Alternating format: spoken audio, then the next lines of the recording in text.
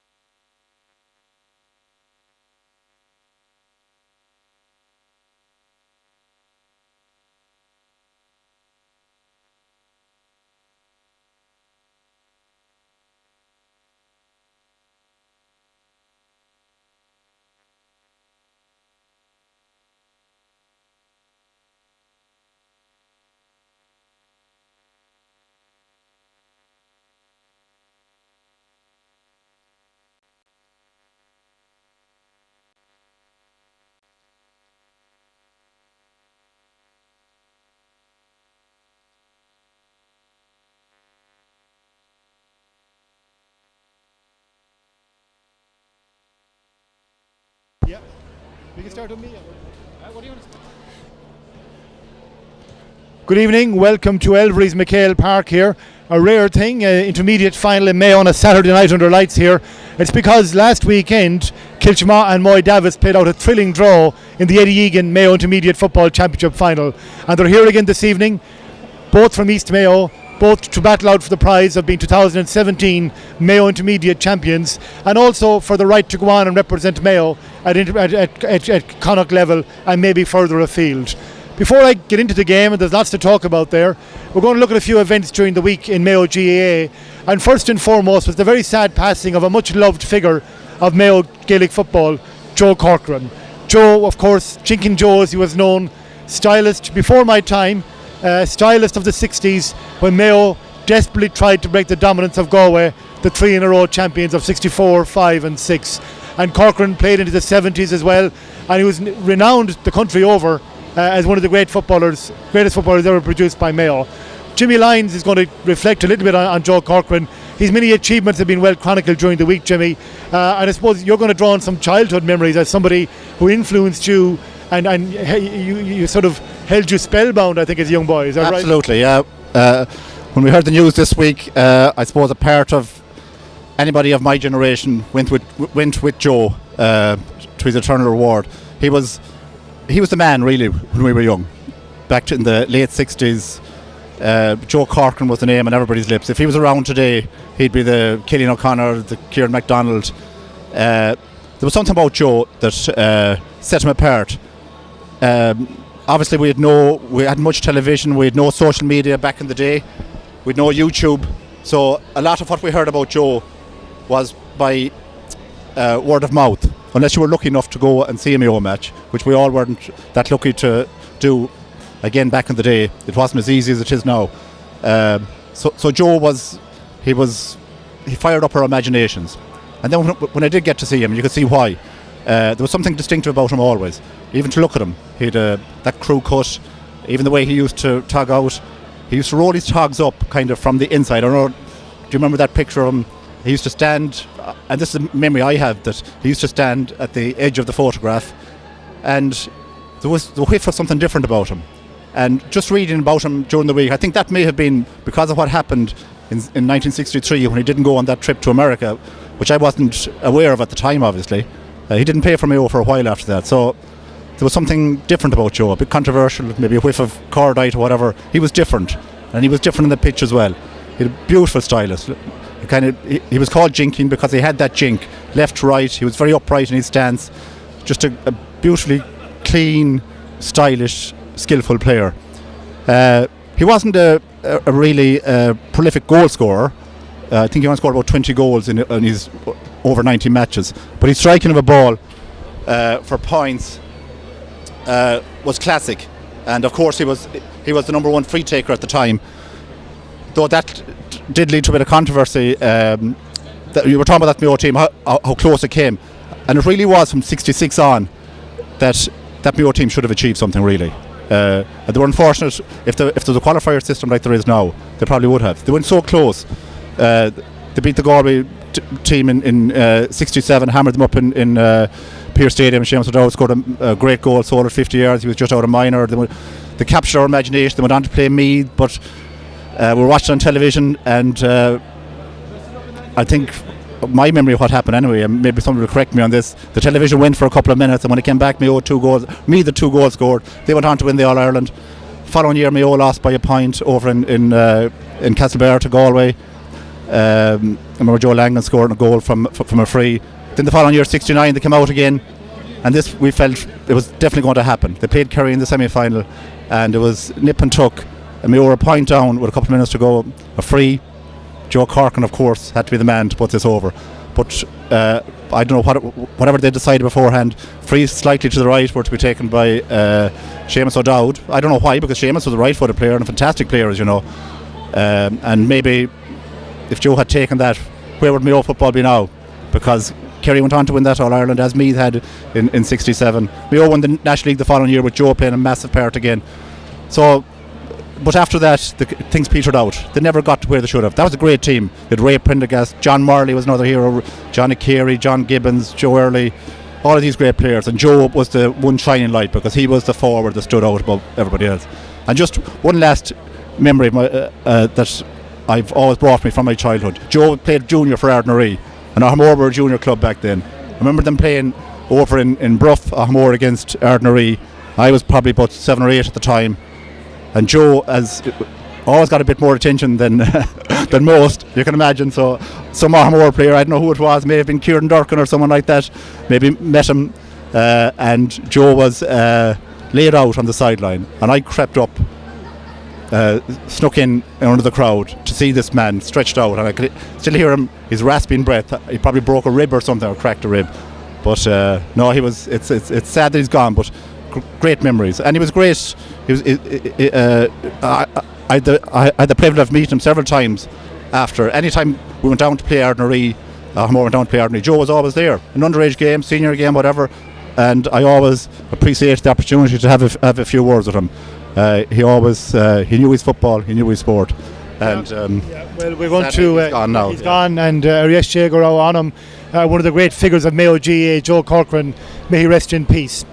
I want to bring in Michael Daly, who's going to be a busy man this evening. You're a fourth official, I take it, Michael. You look like you're going to be a fourth official. Anyway. It looks like it, and I hope the evening clears up a bit. It's getting a bit damp now, but hopefully we'll get a good game of football, and everything goes all right for us. Like, it's the main thing. And I suppose the main reason I wanted to bring you in, though, is you're referees coordinator in Mayo. Yeah. And I suppose it's around this time of the year you start thinking about recruitment again for next year and that kind of thing. Oh yeah, we had a meeting there last week, and we had it came up at Connacht level, and we're hoping to recruit at least maybe 20-25 referees in the county in the new year, and we'll be contacting the clubs. It'll be going out to the press. Myself and Jerome and Liam Dev are going to head it up, and the younger the better. Like, we're lucky in Mayo at the moment, so we have approximately maybe referees between 20 and 30, a few, and then we have 30 to 40, and there's an older group which are very active, but we have to keep going on because we like to keep pushing fellas onto the national panel. Like, we have Jerome and Dev in the national panel, and we have Declan and a few more on the Connacht panel. So it's all about recruitment, it's all about lads who enjoyed, and I know, like, so Paul Lydon came in the last number of years, he's improved well, and he's gone into the Connacht panel and has done a Ted Webb. That's the progression we're on about at the moment. Okay, and that'll be all publicised in the next few weeks. Oh yeah, we'll be publicising through systems like yours, to our own here with our programmes everywhere as much as possible. But the younger the better. Like, any fellas giving up football, we nearly try and contact them, and we have actually 2 or 3 from last year, and we're pushing them on. And every year, it's like headquarters send down tutors. There's Marty Duffy's a tutor, and Jerome is doing tutoring. They're the fellas who are doing the courses. It's not the older fellas. And any course we had last year, I must say that all the lads really enjoyed it, and they go home with, and we get them on the 12 games. Now a senior player might get on the 14 because we know he has the gas for it. But it's all about recruitment. It's about the organisation going ahead. We have to get new ideas out there. The old ones that weren't working, so we're going to have new ideas in the new year. Okay, well, best luck, Michael, with that, and good luck this evening to you and your team. Thank you very much. Bye bye. Yes, Michael Daly, referees coordinator here in Mayo. Our next guest this evening is a man who was propelled into the news during the week with his appointment as Mayo Minor, which is now under 17 manager for next season, Tomás Marley, who has some skin in the game this evening too. We'll come back to that in a moment. Okay. But a big honour for you, Tomás. I know you're ambitious about your management. You have previously led Ballyhonus to win this title we're competing for here tonight. Yeah. I'm sure you're happy to be Mayo Minor manager. Yeah, look, at any time you are asked by a county to be any manager, it's a privilege. Under no illusions, there's a lot of work to be done here, and I suppose there's a lot of horse trading to be done in the next until Christmas anyway, just to get the setup right and the structures right. And I do believe there's a change, I suppose, needed, and that it's coming as well. Okay, your backroom team, I know you have Kevin Filan there and Paul Cunny. Any other appointments yet? Yeah, Fergal Kelly from Ballyhonus, Michael. And you coached to win a county title? Well, I didn't coach him much now. He just helped me win it. You used him well on the day of the final, if I recall. Exactly, yeah. Michael Conroy. And Mickey C is in. Mickey C is in, and Tom Mulderick, who was with Armore this year. He's now in the Congo at the moment, but even from there, he's been a huge help already. So the aim would be to have a good backroom team, but that'd be organisers as well as good coaches. Okay, yourself, you were a minor about the mid-90s, I'd say, early to mid-90s? Mid-90s. That old, yeah. 90, well, it's 93, 94, then on 21s after that, yeah. The 3-1 final 95. On that, David. On 21 final, no. I had a spell with Martin Carney the year we got to the All Ireland. That was 3 years ago. After that, won the Connacht final in '97 against Galway here. I suppose that was our. I suppose that was county-wise. I suppose that was the best thing that we did. A star-studded Galway team, and we bet them that day in a poor match, but we bet them 8 points to 7, I think, here, which. Wasn't one for the archives, I can tell you. Okay, and you played obviously with Kiltimagh, but I think you played in Dublin for a while as well, didn't you? Played with St Jude's, for 3 years, got a lot of schooling up there, I suppose, in my coaching under Brian Talty, both in school where I worked in St David's. I suppose we were if you want to talk about academies, St David's would be the academy of football up in Dublin. Got a great schooling there, and I suppose coming down here, I had different managers that I suppose I learned a lot from, we'll see how I bring that forward. Okay, well, Tomas, wish you the very best of luck. Liam, thank you. And I'm sure you'll be scouting talent from this point on. Thank you. Yes, thank you. Okay, that's Tomas Morley. Going to bring in 3 Mitchells mid as well. Declan Riley, the manager, Rory Byrne, the captain, and Eamon Smith as well too, who's going to come in as well too. There's 3 men, one for each year. Mitchell's, of course, 3 in a row champions. And I'm going to start first of all with the man you call Benji, of course. Have you kept them all under control during the week anyway, since the 3 in a row? Pardon me? Have you kept them all under control during the week? Kept it nice and quiet. Home in bed by Monday evening, 2 o'clock, all done. Recovery session the rest of the week then.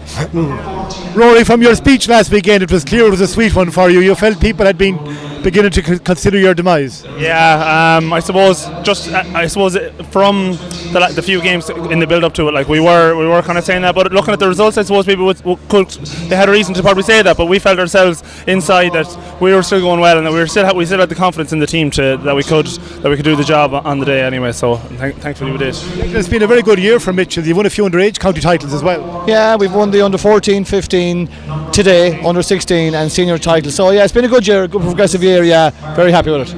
As manager, you've brought new players through in the last few years as well, and some of those made big contributions that Sunday. Yeah, well, we're part of a management team here, and we're part of the reason that we have to is because we've lost 16 players since the 2015 year. That's 16 out of a panel of 29. So sometimes people outside will always say, well, Castlebar is a big club, which we are very proud to be, but we lose players the same as every other club, and that means we have to concentrate and work hard on our underage structure. We've done that, and the players that came through last day, Caleb Kine stands out. He came on, did a great job for us, and many more players like him over the course of the summer in the league matches have done big jobs for us. Yes, Benji, for the club spirit seems to be stronger than ever. I know those very noticeable here last Sunday.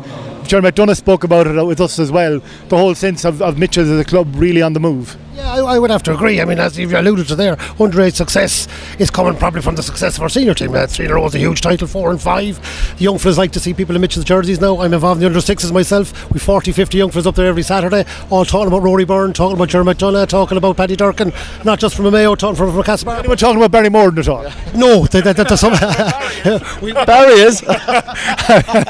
We tend not to mention the older generation. It's for the youth we look after now. Barry did a massive job on Sunday, in fairness to him now. Roll back. Got 7 from play, I think, wasn't it? He did, minimum, and each one of them was from at least 60 metres out. Now, Barry was absolutely outstanding last day. Fair play to him. He's a man who takes a bit of slag out. He got 3 great points and did some great work. He did, and he was one of the players that stood up like loads of players did for us last Sunday. The thing about Mayo football, I would always think, is that it's so competitive. You see, there's so many clubs out there. I think sometimes it's disrespectful that people will say, oh, there's the Mitchells 3 in a row. What about the Crossmalinas and the Ballinas and Knockmores and Ballintubbers? They're all top class clubs, and they're all training as hard as equally as hard as we are. So for us to go and beat a club like that, I just think it's a phenomenal achievement, and to do it 3 years in a row, it really is something we're very proud of.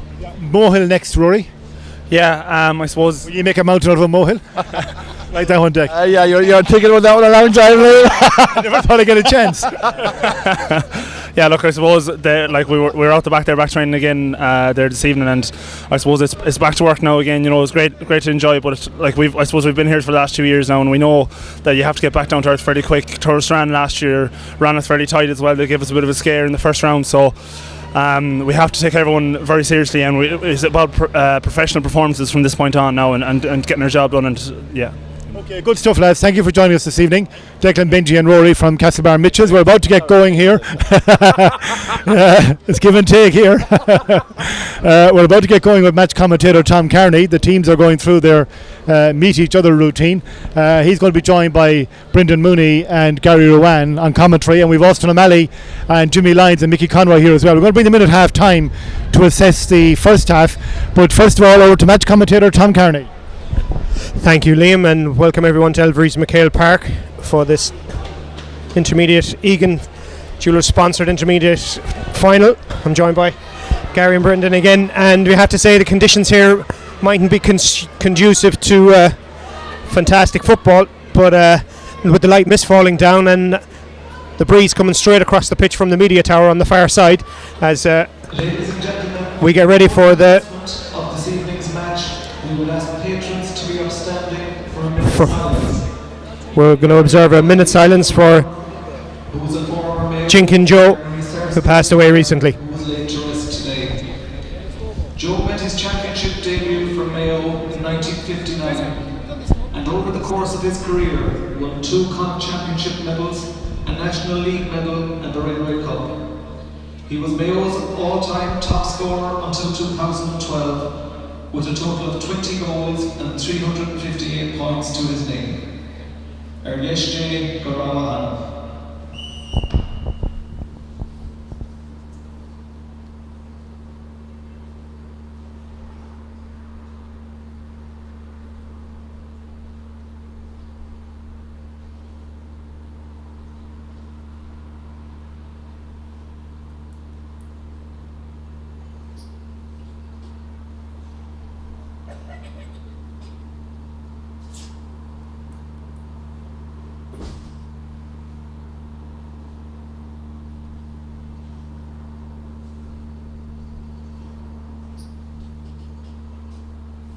Thank you. Please remain obstructed for our meeting. And now Aaron Naveen.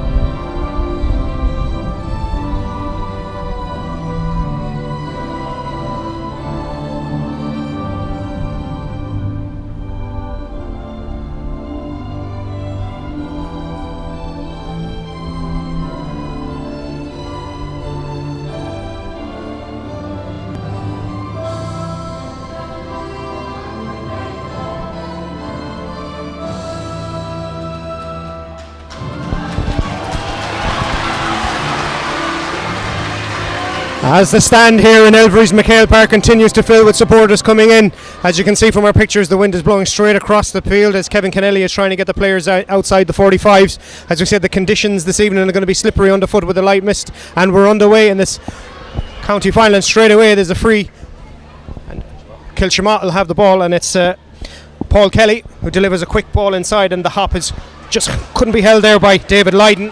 And coming away with the ball for Moy Davitts is James Mulderrick, who had such a strong game on Sunday.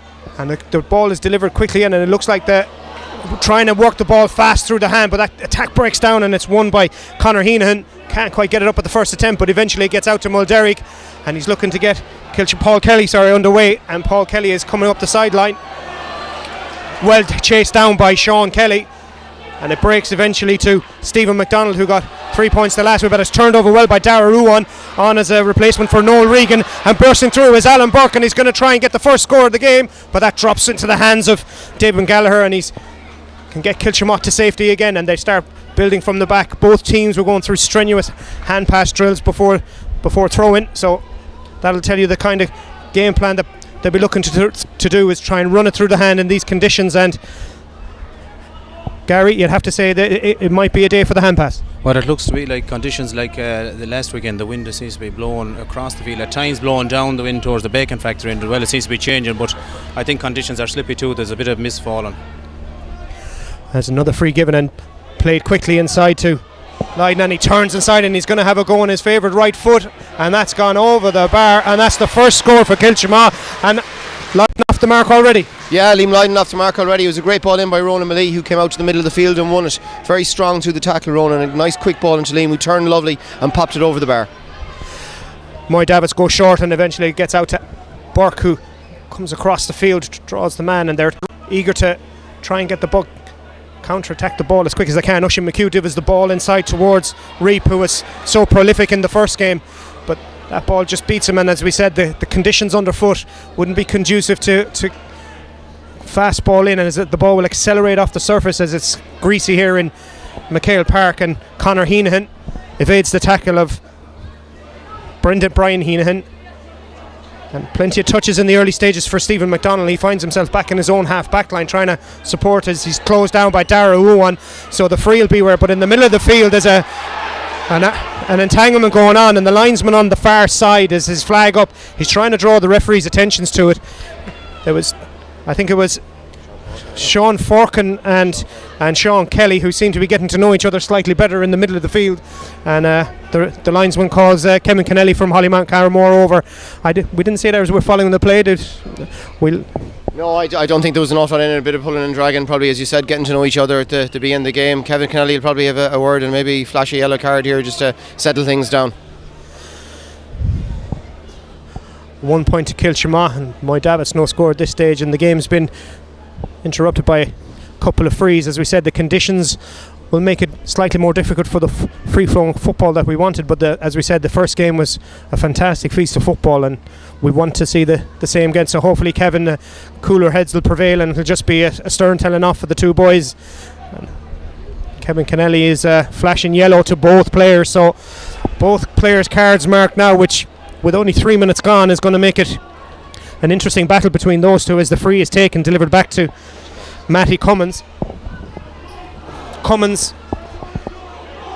up to, he's going on a run and he's driving towards the heart of the Moy Davitts defence, and he comes inside, he's looking for support and he passes it to himself, which is eventually his ball is charged down by Mark Regan, and Regan, there's a free given inside, so it's going to be a free out, and Cormac Kelly takes it very quickly and gets Moy Davitts moving. Pádraig Ruan into the middle of the field, he's striding away, he's being chased, early ball again inside, not held again. Brian Heenan managed to held up by Jason Forkin, and Kiltimagh come away with the ball again, and Moy Davitts are finding it difficult to retain possession in their own half of the field, and Moy Davitts are counter-attacking a pace with Sean Walsh. He has a player outside him and he gives it to Kieran Charlton, and he's going to have a go from that angle, and that's over the bar, and it's a second goal, but from a turnover in Moy Davitts, Kiltimagh moved the ball quickly, and it's another score. It's 2 from 2. It's a big improvement from last week when we had 8 wides in the first half. Moy Davitts looked to be putting that quick ball into a 2-man full forward line, and so far the Kiltimagh backs have dealt with it well. Mark taken by Sean Kelly, who hits it quickly, but again the ball goes over the head of Reap, and that's the second or third ball that's gone into him, and Gary, he doesn't look too happy about the service he's receiving. No, although the ball is going in early, but it seems to be skidding off the surface. Moy Davitts seem to be kicking a lot more today early on, whereas Kiltimagh are going through the hand, and I suppose that could be the way to go the evening with the conditions. Kiltimagh on the attack again with Jason Forkin, but he turns over the ball in the middle of the field from good tackling from Anthony Jordan, and Moy Davitts are on the attack, and they have a support runner from Alan Burke, but Heenan's going to go on his own, and he's going to try and get the first score of the game. A great score from Brian Heenan, who got 2 points in the first game. A good turnover. Moy Davitts get their first score. Yeah, it was a great tackling by Anthony Jordan midfield, and the ball was transferred through the hands quickly this time and into Brian, and Brian stuck it over the bar. Kiltimagh not hanging around, and they're being well taken, and McDonnell is seeing plenty of the ball in the opening few minutes of this game as Killian Finn cuts inside, and he's going to lay it off, and that's another shot for Kiltimagh, but this one is their first wide of the game, and again Kiltimagh's tactic seems to be just move the ball quick, get it into the scoring position and let the forwards have a go. Yeah, it's fascinating. Two teams who were playing very similar football last week are setting up completely separate, different football today. Kiltimagh using the hands a lot more, working the ball in, where Moy Davitts seems to be letting that ball in early. On the attack, ball transfer quickly from Dara Ruan inside into Pádraig Ruan. He's driving at the heart of the Kiltimagh defence, and that's the equalising score. Great play from the, and similar to the counter attack we had a moment ago, just run the ball through and Walsh taps it over. Yeah, the both teams seem to be very open at the minute. There seems to be a lot of gaps down the middle, and both teams are capitalising that by getting good scores. 6 minutes gone in the first half here, 2 points apiece as a kick out taken by Damien Gallagher breaks the way of Moy Davitts, and they're going to try and build again, and the ball comes to Mark Regan on the right hand side. Again the ball inside towards Reap, and this time he gets it into his hand and draws the foul, so it's going to be a scoring opportunity for Moy Davitts as Kevin Kennelly comes over and has a little word with the defender just to tell him just to be careful. And it's the fullback Cormac Healy, and they had a great battle the last it's Ronan Mulderrick, who had a great battle the last day, and it should be a an opportunity for Moy Davitts to take the lead. Yeah, hopefully. Again, we were playing the ball very direct this evening, and there is space in front of the Kiltimagh full back line if we can capitalise on it, and this should be a score for Anthony, but we'll wait and see. As we said, the conditions are fairly difficult here at Elverys MacHale Park, with the breeze coming straight across the pitch, as we said, from into the stand here. Jordan throws that one, and that one's gone wide. The breeze probably didn't allow enough forward, but that looked like it just got caught on it. Yeah, it just seemed to tail off at the very end. Looked good at the start, but tailed off. But the breeze is playing a factor in the game. Damien Gallagher is about to take the kick out, and there's a few choice nicknames which we'll get to during the game. That ball just hops out in front of Paul Kelly, and he manages to spill it, but he draws the foul, so it's going to be a free on the far side for Kiltimagh.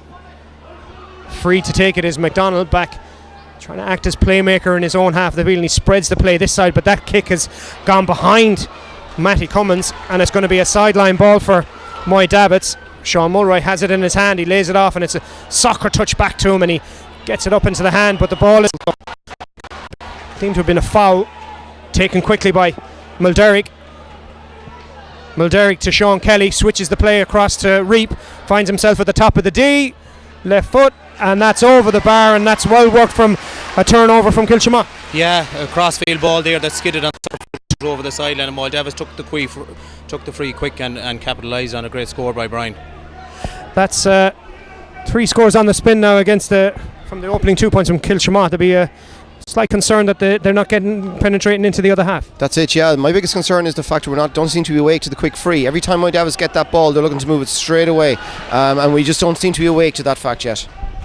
Great mark taken by Heenahan. He gives it quickly across to Oisin McHugh. McHugh inside the 21 is Heenahan, and he flashes at that one when he had more time than he thought, but the referee is bringing it back for a foul, which was he had his hand up, he played the advantage.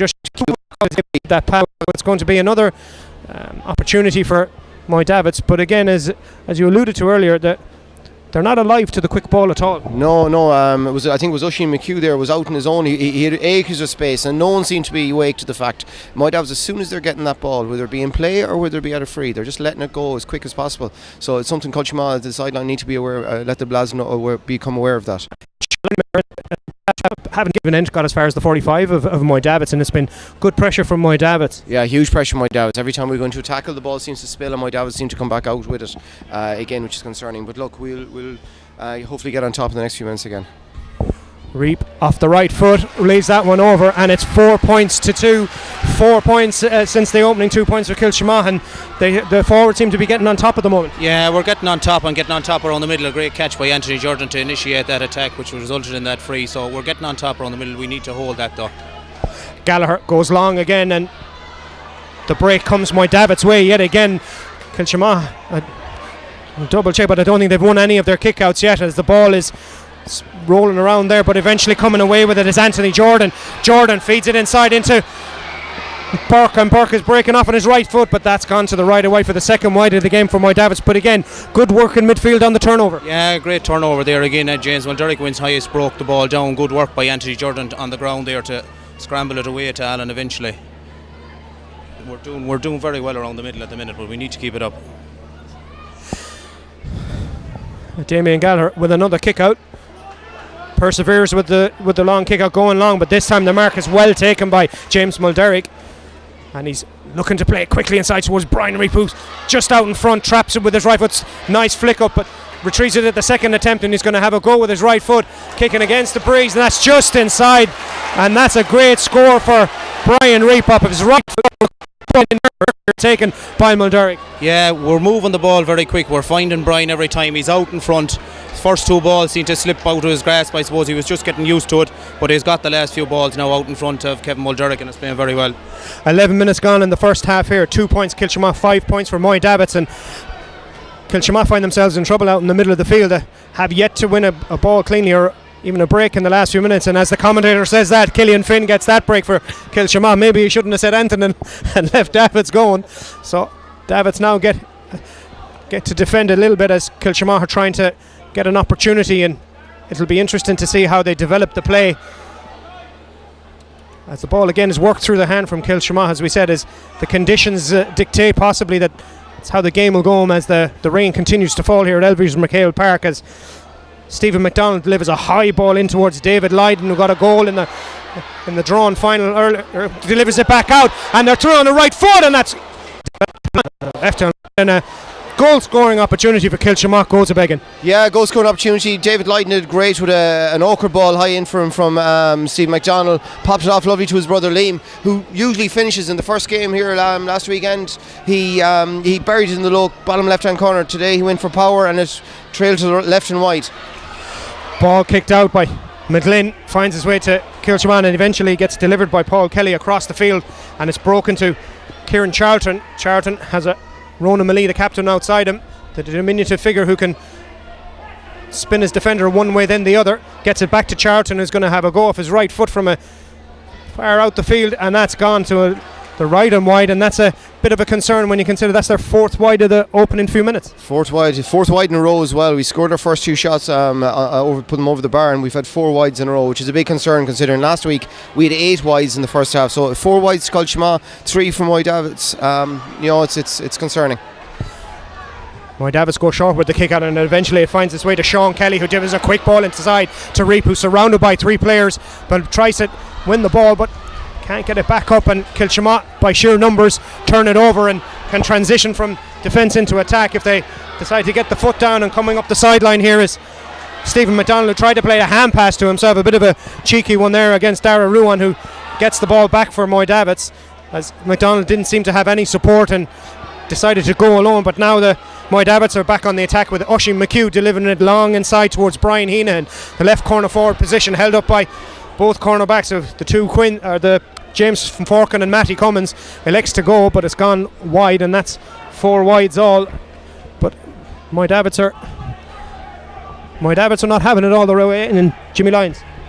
Yeah, the game has just got a bit messy in the last few minutes. They opened up very well, both teams. Moy Davitts particularly took their scores very well, but it's gone through a period where a couple of bad wides for each side. Kiltimagh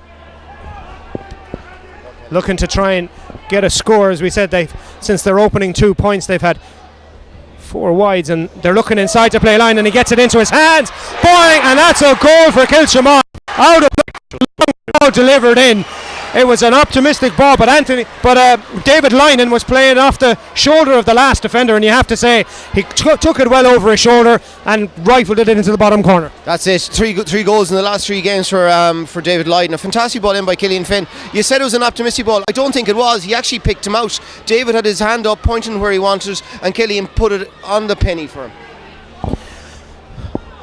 Kiltimagh 1-2. Moy Davitts 5 points were tied up again as a free is given in the middle of the field, and Dara Ruan was eager to take it quickly, but Kevin Kennelly is bringing it back. He's not happy where it was taken from, so it's going to be another free for thing. As we can see here, we can see the David Lydon goal on the replay as Kevin won well by Kiltimagh in their own 45, and a series of hand passes delivered the ball in. And as we said, there was a long ball played off the last shoulder, and it was a great ball from Killian Finn. And as we said, David Lydon pointed where he wanted it, caught it, 1 touch, and bang. And we're back underway here at MacHale Park as Ruan plays a long ball into the corner, just kept in, but can't keep possession of the ball, and Kiltimagh can break from their own cornerback position with Jason Forkin. And Moy Davitts are applying a press, and they force the turnover. Dara Ruan infield towards Cormac Healy, but it's Oisin McHugh who has the ball in the middle of the field, and Moy Davitts have a slow, patient build-up, trying to see where they're going, and Alan Burke lays it off for Anthony Jordan to Heenan, shadowed by 2 the whole time as they recycle the ball out to Sean right back out to Pádraig Ruan. He's looking for options, and there's a sweeper back in front of Reap, and Kiltimagh forced the turnover, and it's well defended by Kiltimagh. Yeah, I think it's interesting. I think Kiltimagh would have learned. I saw a few messages coming in from the sideline there from Palmac to pull him in back. We seem to be playing with a 2-man full forward line, just David and Liam Lydon up front, and everybody else seems to be getting behind the ball to stop the quick ball into the Moy Davitts full forward line, which has been so good so far. Austin O'Malley Yeah, it's interesting looking at it out there at the minute. Obviously, Kiltimagh are kind of holding 2, and there's one Moy Davitts guy playing as a sweeper. I don't know if it's that effective, but Moy Davitts look to have settled a lot better than Kiltimagh in that period, and they're attacking on scores. But went a little bit ragged there again. But the game is just beginning to open up a little bit more now. Turnovers are the name of the game at the moment as both teams surrender in possession. Ruan has seen plenty of the good bit of the ball in the last few minutes, and he has a support runner outside him in the form of Mark Regan, and Regan has nobody inside the 13 at the moment, but he's going to have a go on his own, and he has a cut, but maybe chose the wrong option. So we'll see how the game develops so far, but maybe just the wrong option. Yeah, Dara took that ball into the corner. With the way the wind is blowing this evening, that shot wasn't on really. He should have brought it out the field again. But Kiltimagh seem to have got back, brought a lot of men back there. It's not as open as it was early on for us, so the ball is slowed down going into the 2 lads inside. Both teams opting to play the sweeper. Looks like Oisin McHugh is the sweeper for Davitts, as Matty Cummins is the one Kiltimagh has. Kiltimagh start to build again. Ronan Malee, the captain, is trying to get the team. There's a good ball inside again towards line. They can't catch it this time at the first attempt, but gets it at the second, and he has a sweeper coming around. And Kieran Charlton has a man at the back post, and it's Liam Lydon, but it's cut out read well by Moy Davitts, and Paul Langham was back there helping out his defence as Moy Davitts tried to run the ball out, but Kiltimagh have numbers, and Moy Davitts are breaking again with Anthony Jordan, who's back in his own 45, helping his half back line. As we said, position in the modern game of football mean very little, and as players find themselves in different positions around the field, Gary. Yeah, our numbers mean nothing in today's game, and as you said, Oisin seems to be back doing swimper. Paul Langan has started back in the half back line, so numbers mean nothing. And it's a silly foul given away in the right corner back position where doubled up players, and there was no need to give it away really. No need to go. We double teamed the player, and Matty came in with a shoulder when there was absolutely no need, and now we have Brian Reap who's well able to put it over from even a tight angle like this. Brian Reap will have the breeze slightly behind him from that side, as we said, as the conditions the rain seems to have softened slightly. It's a mist rain, so we'll see how Reap does with the wind as a back on this one. Just gonna swing it in on his right foot, but it's not hit it well, and that's just cut across, and it's gone left and wide. And Michael Conroy. Yeah, I know he didn't get a good strike in that, but he's playing pretty well. He scored 2 points as well from playing. He's a point from free, but very tight game, exactly the way it's been the last day. Moy Davitts aren't letting Kiltimagh away like last week. Ball won there by David Lydon, back in his 45, being shadowed by Pádraig Ruan, and he gets the ball away, and Kiltimagh are going to break, but as we said, they have a one-man full forward line at the moment, as Stephen McDonald holds it up well for Paul Kelly. Kelly cuts across, Killian Finn on the loop, but he's mishit that, and it'll fall into the hands of the man from Donegal, Christopher McGlynn, the captain of the Moy Davitts team, and the Kiltimagh can come out with Conal Quinn looking for options, and that option is Oisin McHugh, and McHugh can run at Kiltimagh. He's been met by Brian Heenahan, and their exchange and hand pass, and there seems to be a double sweeper, or the Moy Davitts forward has gone deeper to try and get the ball as they break through the line, and they have a spare man over, which is Sean Mulroy up from corner back. He sells the dummy, and he gets a good contact with that, and that's a good score from Sean Mulroy all the way up from corner back. Yeah, great score from Sean. He seems to be brought up the field. Brian Gallagher seems to be gone back sweeper for Kiltimagh. And the kick out has gone wrong, and the referee has blown his whistle. He's asking for it to be retaken. There's an injury, I think, there's a substitution on the Kiltimagh team. It looks like Sean Forkin is coming off. Number 22, Owen Lara, replaces number 6, Sean Forkin.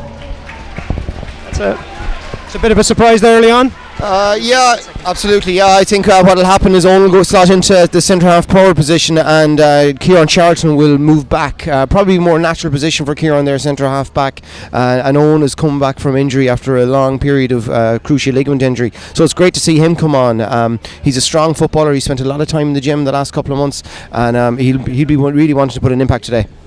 I think Kiltimagh just being a bit cautious there because he had probably on a yellow card. That's probably the reason they took him off. But just on the last score there, Kiltimagh seemed to have dropped 2 men in his sweepers, and Moy Davitts worked through the hands, and a great score out to Sean Mulroy. Yeah, great score. Brandon.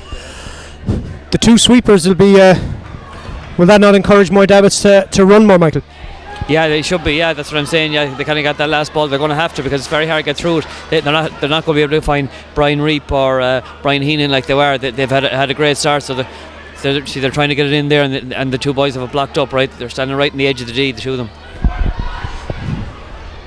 Dara Ruan tries to slip it off, but it doesn't get to his intended target, and Kiltimagh can come away with the ball. And Paul Kelly to his midfield teammate Sean Walsh delivers a good ball out to Stephen McDonald in a fair amount of space. He has options coming left and right. He has Conor Heenan outside him. He decides to have a go himself off his right foot, but that's gone to the left and wide, and you'd have to say from that far out, when he had support coming, maybe could have worked it in closer. Yeah, Conor Heenan made a very good run off his left shoulder there, and I thought he should have popped it off to Conor.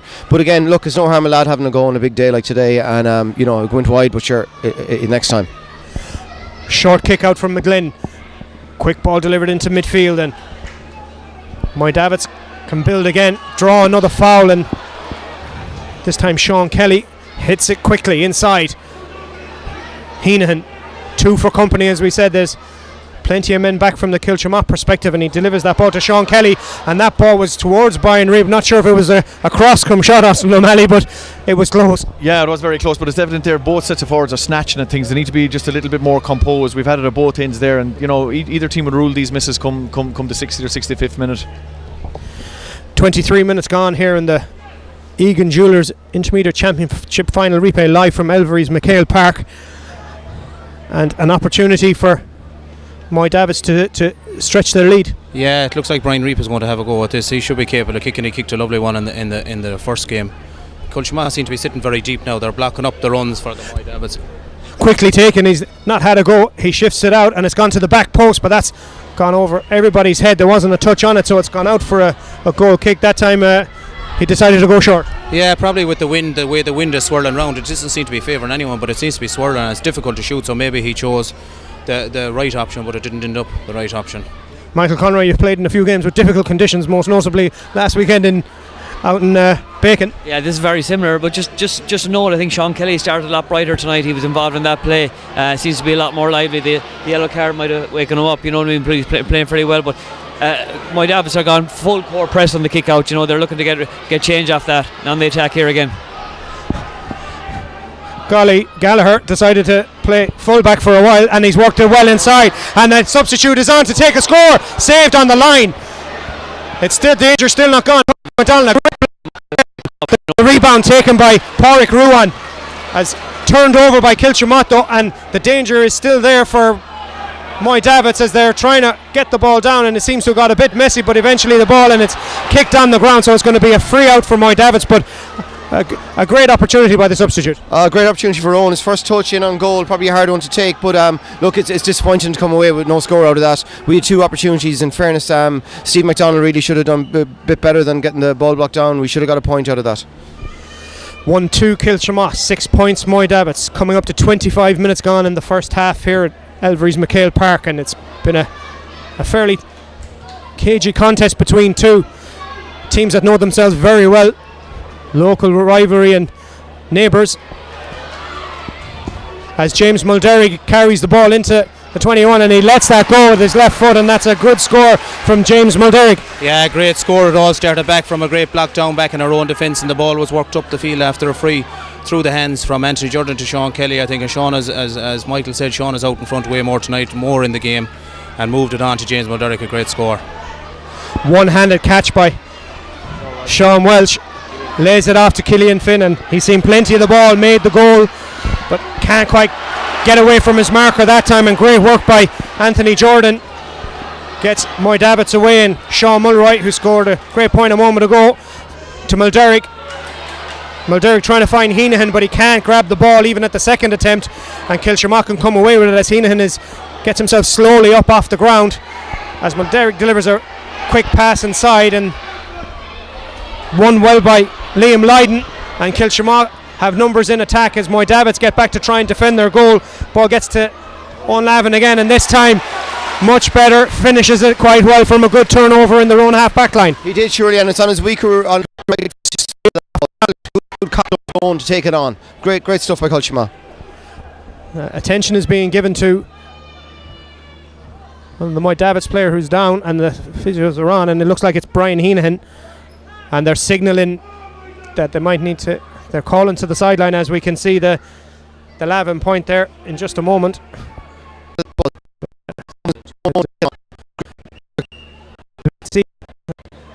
Owen Lavin point, a great work rate there by Liam Lydon. Yeah, fantastic turn by Liam. He's a low centre of gravity. He caught it low, turned, popped it off to Owen, and we can see just lovely finish there for Owen, right-footed kicker. Bit of concern there for Brian Heenahan. Yeah, I think Brian is coming off with a blood injury. Liam Byrne seems to be stripping off and is coming into the actions. So,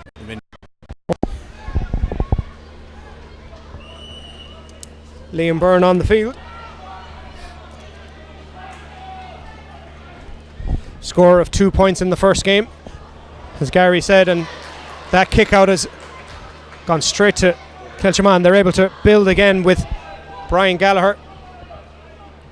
Ball delivered, shot in, but it was never getting as far as the goal. As the PA system here, let's say, gives the information, and Moy Davitts are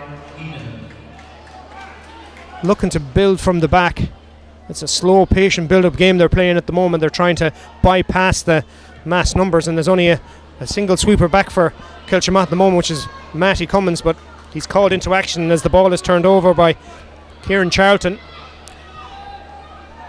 to Finn,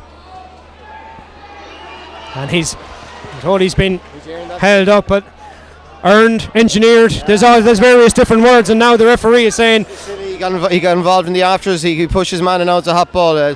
Disappointing for Killeen to do that, because we need that ball into that full forward line as early as possible.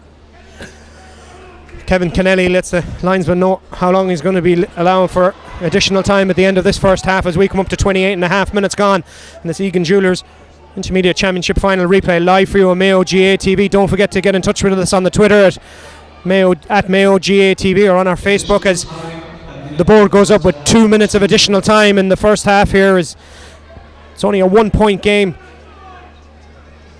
as Moy Davitts look to extend their lead, and the crossfield ball has gone in low, and the goal's gone in, and a goal from Brian Reap. He read the ball in. It looked like it was a shot that was falling short. Gallagher didn't come and claim it, and Reap got on the end. No, a bit of confusion, all right. It was a shot from the wing. I don't know, was it by Liam Byrne? And it seemed to drop short, I suppose, with the swirling breeze. They're dropping short this evening, and Brian was first to react. Great score. A bit of confusion between the full back line and the goalkeeper. Yeah, neither seemed to want to claim it, and Brian just popped in between the two of them, and he'll never score an easier goal than that there. Disappointing with 2 minutes to go before the boys go into the dressing room for half time to let Moy Davitts pull ahead. In fairness, Moy Davitts are but we would have been happier going in without that goal. There was an off the ball incident as Kevin Kennelly goes over to consult with his linesman, as we can see the Brian. It was a patient build-up from Moy Davitts as the ball found its way out to the wing. Yeah, we held on to the ball well. James Mulderry gave it to Liam. I'd say Liam was attempting a shot from the left side with his left foot, but it just dropped short, and as you said, Brian was the first to react, and a great goal. Sorry there. Did you...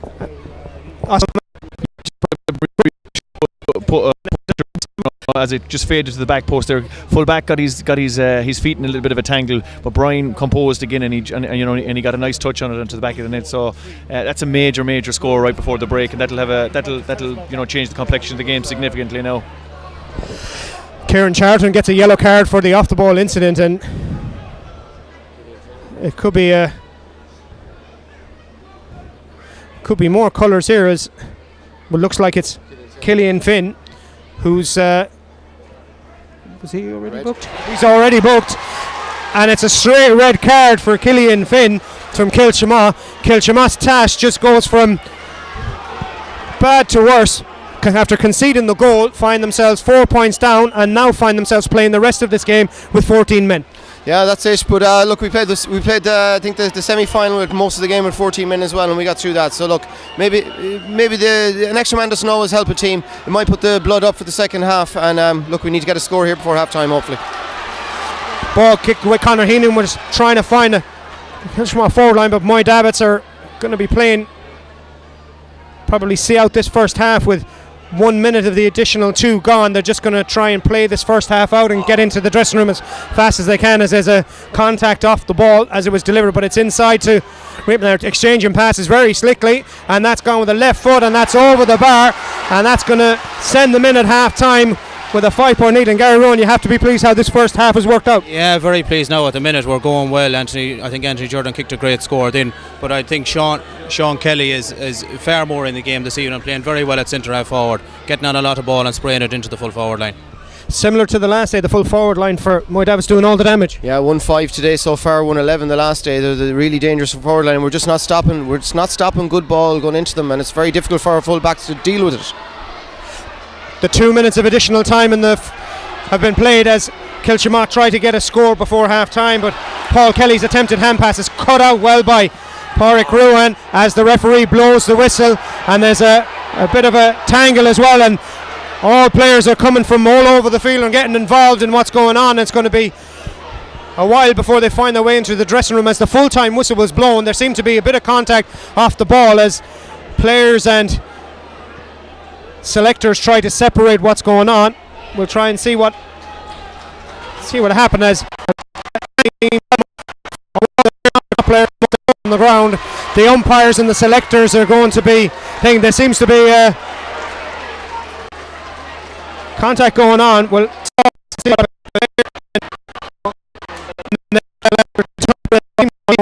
a bit of a tussle in the. From the reactions of the crowd here, seems to be coming to the disorder as we hand over to Liam for half time. Thanks very much, Tom. I'm going to just grab Brendan and Gary quickly for a second. It got very ugly there at the finish, lads. It did, yeah. I don't know, the referee seemed to have blown the final whistle, and so 2 lads were tussling on the ground, and then players came in from all sides. Shouldn't happen in the game. The lads are experienced enough to know to stay out. No need for it in this day and age. Absolutely, and we're a man down. We certainly can't afford another man down. It's disappointing to see, and as Tom was saying, it seemed to have continued on into the tunnel afterwards. But look, I think the officials have got in and sorted it out very quickly. Probably not much to do about nuts and Liam, but look, the Kiltimagh were angry probably at the way the half finished. Yeah, I suppose as you said, you can't afford to lose the cool, and Moy Davitts, you don't need to lose the cool. You've got a 5-point lead now. Yeah, we need to stay calm. We came into the game well early on, kicked the ball in fast in the full forward line. We're playing well. Kiltimagh dropped a sweeper back then, got into the game, got a goal, and we ended the game. We ended that half very well now. We got the goal and a point there from Anthony, so we're well in the game this week compared to last week. Oh yeah, Moy Davitts were by far the better team in that first half, and as I said a few minutes ago, I think it's 1-5 from the inside forward line again. They're really dangerous, and we got to stop the ball going in, or when it does go in, we got to deal with it better. Okay, well, Michael Donnelly, the photographer, is policing the pitch out there. It looks like he's going to replace the Davitts, and he's like the Grim Reaper, Brendan reckons. We're now going to bring in our analyst at half time, Mickey Conroy, newly appointed to the Mayo Minor Team Management, Austin O'Malley and Jimmy Lyons. Going to start with you first of all, Austin. It all blew up there, Austin. It certainly did, yeah. There's plenty of spice to this. It didn't take a lot, I suppose, to set these near neighbours off. You know, they know each other quite well. It's the third or fourth time they've played this year.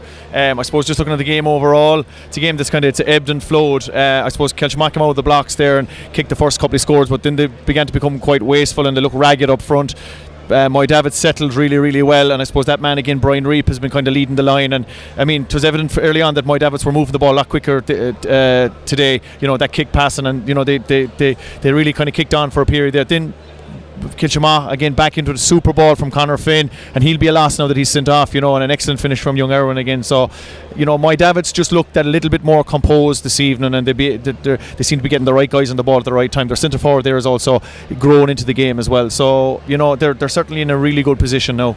From my view, with Sean Kelly, that has just been mentioned by Austin, is having a bigger influence this evening than the last. Yeah, completely. He's really in the game. He's making himself a huge target there across the half forward line for a link for the Moy Davitts defence. But he got into it straight away. He set down a marker himself, and Sean Forkin got a yellow card early on. You know, that'll tell you if you're up for it or not. And he's definitely up for it. Sean Forkin's been taken off for Owen Lavin. So yeah, it's been a great game. For me, it's changed in the last 3 or 4 minutes there just before half time. A couple of incidents. Brian Reap gets the goal, and Killian Finn sending off is going to have a huge bearing on it. Moy Davitts will be delighted going in 5 points ahead at half time. Last week I think there were 3 points down at half time, so it's a huge change. There isn't that much of a wind, man down, and obviously Moy Davitts are a man up, so they'll be delighted heading into the second half with that cushion. Yeah, there it is, the half-time score. Kiltimagh 1-8 to 1 goal and 3. Jimmy, how have you seen it? Yeah, Kiltimagh started quite well, but then Moy Davitts took over, particularly because they were winning a lot of ball around the middle of the field. Kiltimagh were finding it very difficult to win their own kickouts at midfield, and Moy Davitts pushed on. So Kiltimagh were finding it very difficult, but they got the goal. You'd think that brought them back into it, but they didn't really push on then. They were a bit scrappy.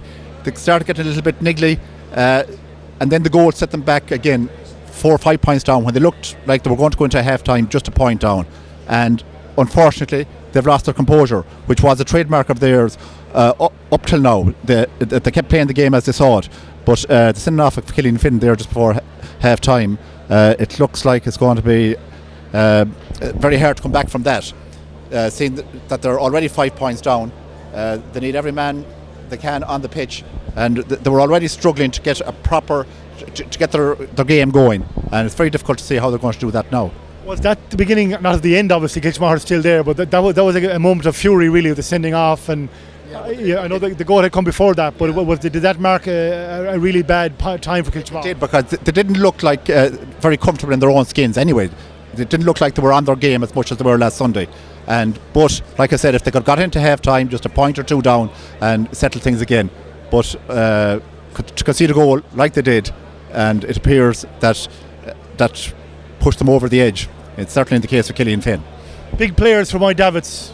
You mentioned Sean Kelly already. Yeah, Sean Kelly obviously, Brian Reap as well, and I suppose Brian Heenahan there was causing a lot of damage early on before he went off there. But also James Mulderrick has put in a serious shift there, and you know, they just I suppose, carrying on from last week, they looked that little bit sharper and that little bit more forceful tonight. They're in a good position now. I suppose they're 5 up. They're coming out. They need to manage their game now, coming back out. Not to get too conservative and draw Kiltimagh onto you. Manage their game. Utilise their spare man. You know, really stretch Kiltimagh. Manage the first 10 minutes in, and they should be looking to see this out. You know.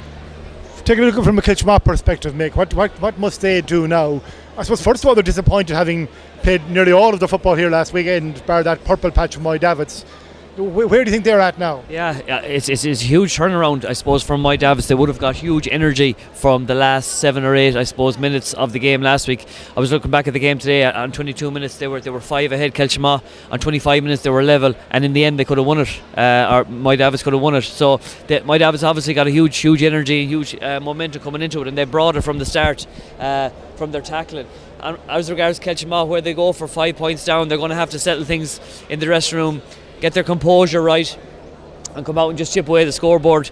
You know, try and get back to 1-4, 1-5, maybe back to 3, kind of like Moy Davitts did last week. Get back into the game, slowly build, and hopefully get that goal, because they're going to need it, I think, if they're going to get back into this game. Yeah, so that's what they're playing for there.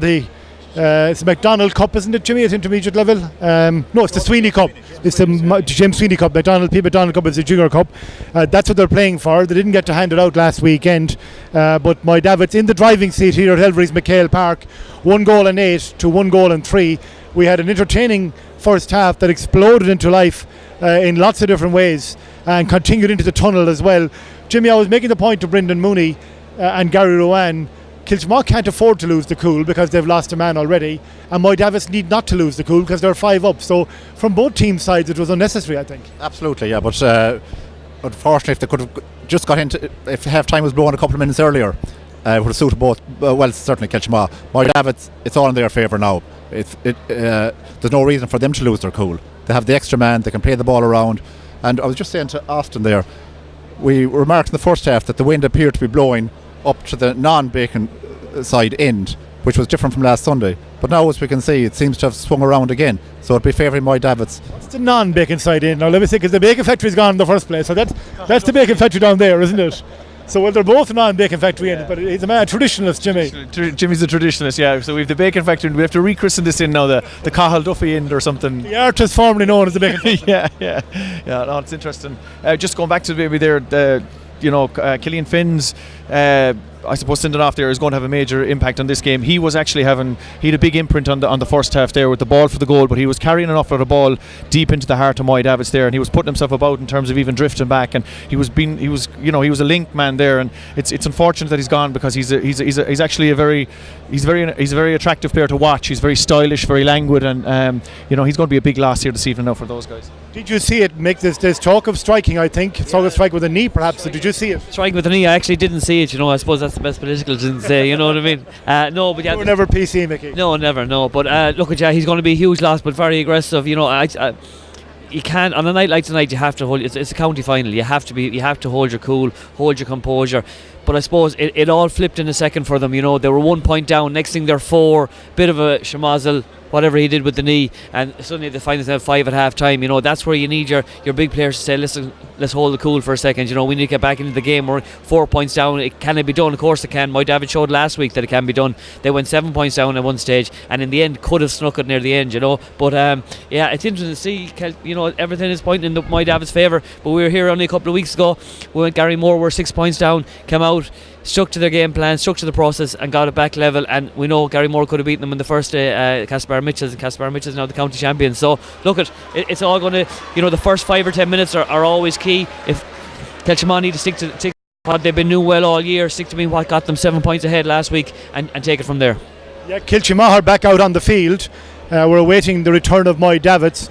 There was pushing and shoving in the tunnel as well, and we will of course wait to see if there's anything come of that. But it all did explode there.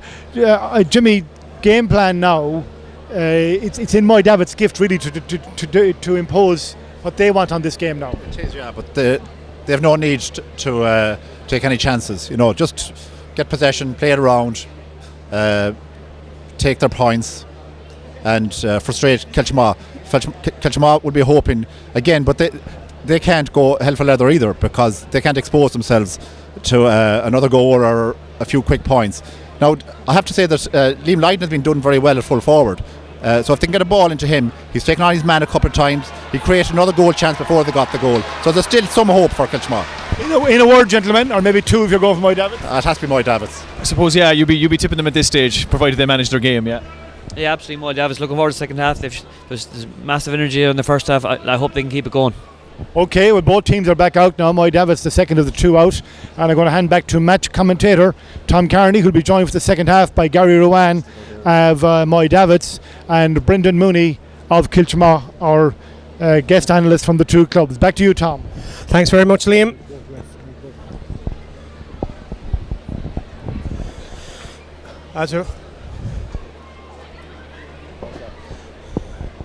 We're almost ready to go here for the start of the second half of the Egan Jewelers Intermediate Club Championship final replay.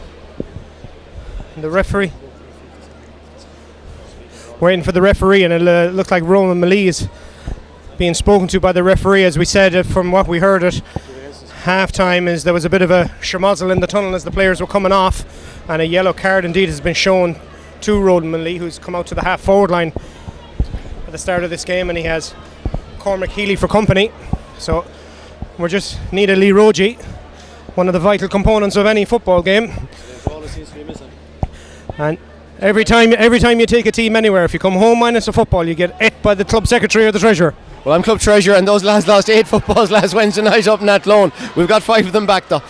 So you're still €150 out of pocket. So at 8:15 here in Elverys MacHale Park, the second half of the Intermediate Championship replay is, as we hear, the blood sub has been reversed as Kiltimagh try to get the game going as quick as they can.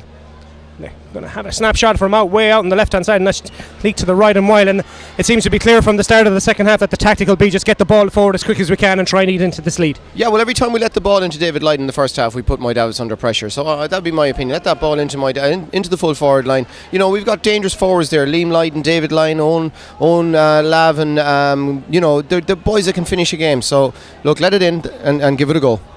And Gary, the extra man, will more than likely be used to mind the house. I suppose they'll play a sweeper or two, maybe even this half. We were playing a sweeper in the first half, so possibly we'll have to wait and see for a few minutes where the spare man lines up. Chris McGlynn is out across the 45 at the minute. Chris McGlynn fancies himself as a wing back by the look of it, as he delivers a good ball inside, and Moy Davitts have runners and they have a spare man over in Sean Mulroy if they can get it to him, but Derek decides to come in and have a go himself, and that's one wide each at the start of the half. Counter-attack football, maybe the word of the day for Moy Davitts. Yeah, keep the ball to hand and don't do anything silly, really. Don't take the ball in the conditions, don't take it into the tackle, because you'll be swallowed up. Both teams are doing it. Once a man takes it in the tackle, they're swallowed up. A great block down as the rebound is claimed by Kieran Charlton by his opposite number Sean Kelly, who famously kicked the winning score in the Celebrity Bannister final a few years ago, and that's let go by Kieran Charlton. Switches the play over towards Lavin, and he'll just keep it in as McDonald bombs past him and tries to get the run. He has Ruan for company but can't get it into the hand first time, and it's one well back by Ruan, and he has two for company to try and work the ball out, and it's going to be a free out. If you can stop it high, stop it back there. Yeah, it's going to be hard work now with that man down this second half. It's going to be a big effort for Kiltimagh to work that ball in, so we need to keep that ball in hand. Ball kicked away over the sideline, so it'll be a sideline ball on the far side as a few hardy souls are out there watching the game, as there's a good crowd here in the stand at Elverys MacHale Parks. Several thousand here to watch this replay, this final, as we're talking to the lads before. Club games will even attract a couple of thousand spectators. Oh, they do, yeah, and especially after the replay the last day, and everybody knew it was a great game the last day, so a lot more have come to see it today now. And we have plenty of people watching in around the world. Yeah, we sure do. I see Jimmy Doyle, Simone Doyle and Kellen Doyle are in Helsinki, and we've a big contingent actually up in Dublin who are running the Dublin City Marathon tomorrow morning. Shane Freeman, Mike Ryan, Brian Commons, Averett Ford McGrail, Colette McNicholas, all who'll be here today only for their running the marathon tomorrow, so best of luck to them tomorrow. It's going to be a marathon here for Kiltimagh with their 14 players. Their fitness and their conditioning is going to stand to them if they're going to eat into this lead. We're yet awaiting a first score here after 3 minutes of play in the second half here, as both teams are just finding their way, trying to find a rhythm, trying to find an avenue to get a score. Kiltimagh decide to go the direct route, and the sweeper comes round in front, but he can't prevent the ball being cut out, and it's offloaded well to Conor Heenan, who lays it inside to Lavin, who comes into on his left, but it's going to drop into the large square, and it's taken well, and it's going to get a shot blocked down, and that's blocked. It was a great effort by Ronan Malee, the captain. It was Liam Lydon that actually got the shot, I think. It was a great ball in, but look, David Lydon is doing mighty work. When the ball is given to him, he's catching. There was 2 men around him there and he caught that ball. Brian Gallagher hits that, and it's fisted back inside, and he's won it again inside to Liam Lydon, and it's gone wide, and he's asking for a 45, but Moy Davitts seemed to be at 6s and 7s back there with 2 crossfield diagonal balls. Yeah, no more than the Moy Davitts goal in the first half with Brian Reap. The full back line and the goalie seemed to be in problem there, and I think David Lydon looked like the ball was going wide. David got a great fist back across the goal to his brother and nearly stuck it like last week. The game has come alive in the last moment, as we said. For the first 3 or 4 minutes it was very cagey, both teams finding their way out. Well, just after 4 minutes gone, we see that switch of play as the replay shows the ball coming in long. There's a Gallagher's high ball in, and it was punched back in, and Liam Lydon swiveled on it. It was blocked down. It seemed to pull it wide. Nobody seemed to get a touch on it. It just seemed to come off his left boot and go wide, as there's a free for Kiltimagh about 40 yards out. The breeze seems to have dipped a little, as has the rain seems to have subsided slightly, so it's going to be a good condition for Lavin. Doesn't hit it cleanly, strikes across it, but that ball has gone over the sideline and wide, and you'd have to say the opportunities like that have to be taken. Yeah, there's 2 or 3 great opportunities in the last few minutes for Kiltimagh, and we've come away with nothing. Look, we got to be more clinical. We're a man down, we're 5 points down. Every chance counts now at this stage. Short kick out is going to be the order of the day for Moy Davitts, with the extra man back, and they're trying to hit the ball as quickly forward as possible. Sean Kelly doesn't get a touch on it, and it'll run all the way back to Conor Heenan, who can mop it up and get Kiltimagh building from the back, and they're going to have to run the ball, as we said, try and rely on their strength and their mental toughness that they showed trying to get back, as Ronan Malee cuts inside Paul Langan.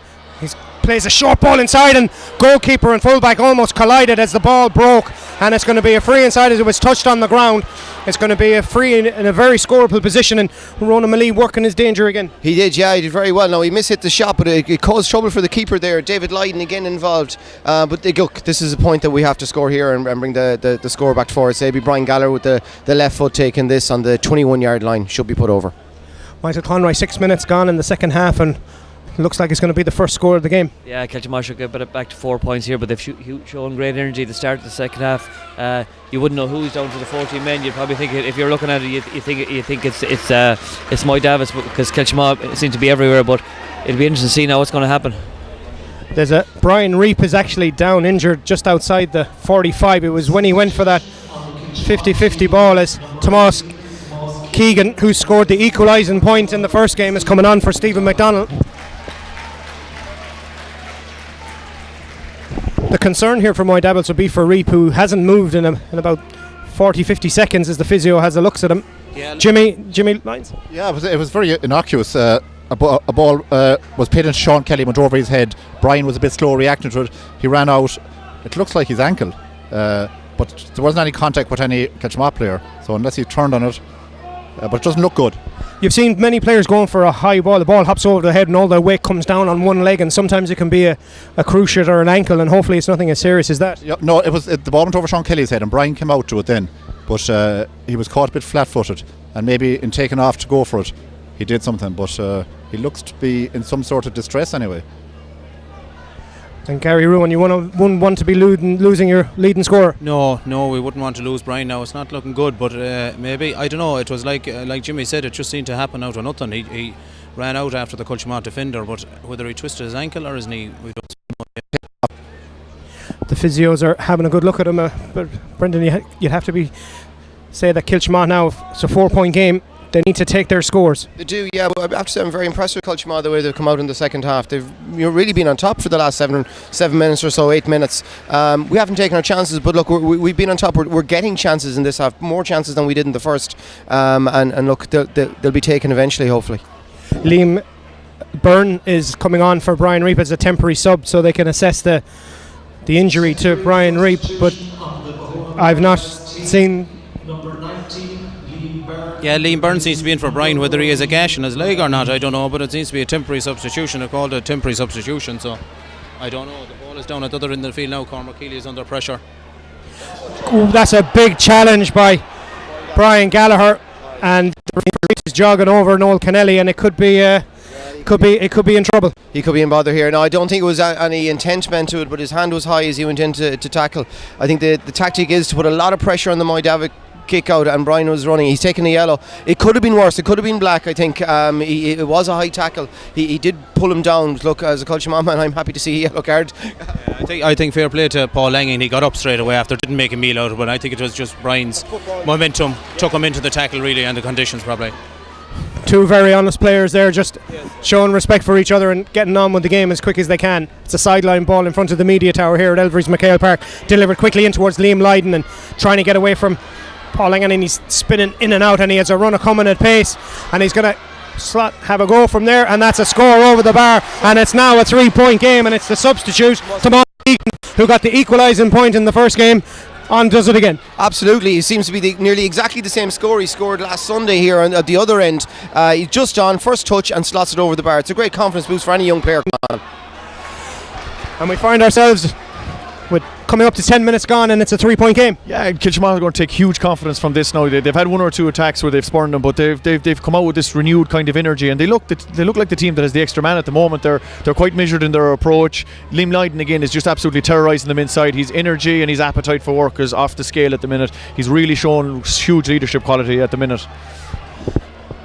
Kiltimagh trying to punch holes in the Moy Davitts defence, but the sheer numbers are out doing their job back there as Sean Kelly comes away with the ball, plays it over the top to Mulderick, gets it at the second attempt, a little ball around the corner, trying to win it out in front, can't get it up in the hand. He's going to have another go, chips it back to Sean Mulroy. Mulroy cuts inside, he has support in the shape of Kelly, but the pass is behind him, and it's swept up by Pádraig Ruan. lays it off for Anthony Jordan. He can't get the distance on the shot, and it falls into the hands of Tim Gallagher, and Kiltimagh can bring. But there's a bit of concern there. It looks like it's Matty Cummins is injured. He looks to be in a bit of discomfort as the game continues here down in front of the dugout at Elverys MacHale Park. We have coming up to 11 minutes gone in the Egan Jewelers Intermediate Football Championship replay, and Kiltimagh trying to build, and as we said, there's a bit of concern for Matty Cummins as a high ball is delivered in, and it wasn't, he couldn't see the ball coming in over the top, and that's the third diagonal ball that they're playing, and it's causing all sorts of trouble back there, Michael Conroy. Yeah, but I just see Brian Reid warming up there. They're going to have to get him back into the game because Moy Davitts definitely need to score to settle them down. They're 11 minutes in the second half with no scoring. They need to get him back on the pitch quick. It's all Kiltimagh in the last few minutes. That's Kieran Charlton. Comes back inside the field, gives it to the substitute, Tomas Keegan, who got that point a moment ago. Delivers inside to Lydon. Gets in his own player, Paul Kelly, and Lydon get in each other's way, but Lydon still keeps possession of the ball and draws the foul, and it was good work by Lydon. He didn't seem to know he was coming back in on him. No, he is, but he's a hard man to hold. He's like a slippery fish. He's ducking and diving, and he got away with it there. We engineered the free, maybe what you'd call that. Ronan Lee, our club captain here, should take it. He will, looking for a ball. So this should pull it back to a 2-point game, hopefully. Game on. And it's relieved to see Brian Reid coming back into the action. Yeah, definitely. We need Brian if we're going to see out this game. We need to get a score or two. We haven't been getting the ball past halfway. As the lad said, the momentum is with Kiltimagh at the minute, and you often see that when a team has a man sent off, it seems to galvanise them. So Moy Davitts are struggling at the minute. Michael Conroy. Big kick here in the 12th minute. If they can get it back to 2 points, they'll get huge momentum. It's very hard to split momentum when it changes. Back to 2 points. And Moy Davitts haven't scored in this opening, coming up to 13 minutes, and Kiltimagh have had the deficit and more, and they're messing around with the ball in their own full back line. They eventually get it away, and they're able to work it well. Cormac Keeley coming to the rescue as ball delivered quickly in towards Kelly. Slowly build again, Moy Davitts to Ruan. Punches through the midfield and able to carry the ball. He's looking for support, and he gets it in the shape of Anthony Jordan, who brings it out to the far side and gets a give and go. It's too easy, not a hand laid on him while he's moving around, and he still hasn't had a tackle on him as he evades the Sean Walsh attempted tackle. He's allowed to play a ball around the corner in towards Reap, back on the field after his injury. He's resumed his battle with Kevin Mulderrick, and Reap brings it out all the way out to James Mulderrick, who switches play, and Kiltimagh have yet to lay a hand on a Moy Davitts player as the shot is taken off, and that's a fantastic score. And you'd have to say that Mark Regan, the centre back, took it well. Has been quiet enough today now, Mark. It wouldn't be as usual but kicked a good score there. We were building and holding on to the ball, held the ball well, didn't give it away, and that's what we need to do. Moy Davitts' tactic is just going to try and keep the ball and work it to the best player in position. Yeah, it has to be. All they need, they just need to get a couple of scores on the board and settle them down, and Kiltimagh have to come out playing. There's 40 minutes on the clock. The next 5 or 6 are vital that Moy Davitts stay in touch, get 1 or 2 scores on the board, and that Kiltimagh can't get back into it. And Jimmy Lyons, Moy Davitts' first score of the half. That's a very important score. They were struggling.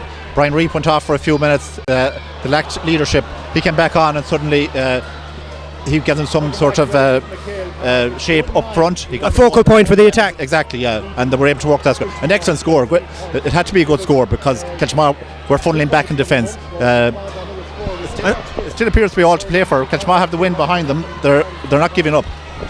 That diagonal ball is causing trouble for the Moy Davitts defence, but this time it didn't work out. Nobody seemed to be taking responsibility as that long ball is delivered diagonally. No, we have a sweeper back there, but I think he's standing too far away from the 2 lads inside, and the high ball in has caused us. The 2 Lydons are causing us big bother inside. Ball worked up the line as Kevin Mulderrick put his hand up for a sideline ball. It didn't go over the sideline. Brian Reap worked it up, but he turns the ball over as it's met by Conor Heenahan, and Kiltimagh are on the attack again, and it's played quickly inside to Ronan Malee, the captain, leading by example. Plays a quick ball into Lydon, and he gets away from his marker, and he's tailed up no whistle, and he tries to recycle the ball, but Moy Davitts' defence does its job, and you can hear the roar from the Moy Davitts crowd trying to drive their team on, and they're trying to respond for their supporters. As the ball gets to Brian Heenahan, there's a player over on the far side if Moy Davitts can switch it. Heenahan came in, and it's been a bit of a concern for the Moy Davitts management that several shots have dropped short. Yeah, we're taking the wrong option a couple of times there. Definitely Brian had men on the far side of the field there, but didn't look up. We're competing well around the middle, but the long ball is again, as Ronan Malee has won that one, but a great tackle by Porrick to steal it back from him. Mental toughness is a thing you often hear, and Kiltimagh are certainly showing that at the moment. They're doing very well. Just a bit of concern that we're not getting enough hard tackles in the middle third of the field. Moy Davitts are running through us a lot. And as they say, they're on the attack, and that's blocked down, and Brian Heenahan had a man in front of him and tried to snap the shot, and the Kiltimagh can build again and try and hit a counter attack. The sweeper is back for Moy Davitts in the shape of Oisín McHugh, and it's going to be a switch ball in and net well, and the referee gives a tackle. He seems to be was a collision, and Michael Conroy. Yeah, I think Moy Davitts will be very disappointed the last couple of minutes. You know, a couple of their shot selections have been very bad. The diamond of Kelly, Reap and Brian Heenahan combined really well there, but don't the finish. Brian Heenahan has a couple of chances there into the goalkeeper's hands. At this level, trying to win a county final, you have to get them over the bar. And you have to say that the energy and the strength that Kiltimagh are showing, Moy Davitts can't seem to match them at the moment, particularly as Gary mentioned in the tackle. Yeah, I suppose the whole game is kind of swung. You know, the first 10-15 minutes were high ball delivered in, and it's kept well, but it can't get a shot off, and Anthony Hyde, and then the referee says it's his hand up. It was a high ball delivered in. Kevin Kennelly is going in, and he's given the penalty, and Michael Conroy agreement. Yeah, definitely. I think so. You know, I think it was a pull down. He kind of signalling for a free out for a second, but it's a penalty, and this will bring it back to a level game, and we're going to have a great 13 minutes left. As we can see here on the replay, the ball was turned over in the Moy Davitts half back line. That was the score. Sorry, that was the Mark Egan point, and there's Owen Lavin is going to take the penalty, as there's a bit more pushing and shoving off the ball. Just to try the game. It's going to make it very, very interesting for the next 12 minutes, and it's Owen Lavin is taking the penalty, and he steps up. Goal for Kiltimagh as the stand erupts, and the blue and white flags for Kiltimagh are waving. This bump here from Brendan, and you'll have to say that with 11 and a half minutes to go, it's game on here at MacHale Park. Game on, all square. Mighty work by the Kiltimagh players. Now we're a man down, we've got a lot of work to go. There's 12 minutes left, bringing on fresh legs. I see TJ Byrne is warming up, or maybe is about to come on. You know, TJ has great experience, we're bringing on good experience, so look, we need to stick with Moy Davitts the next 5 minutes and power on then.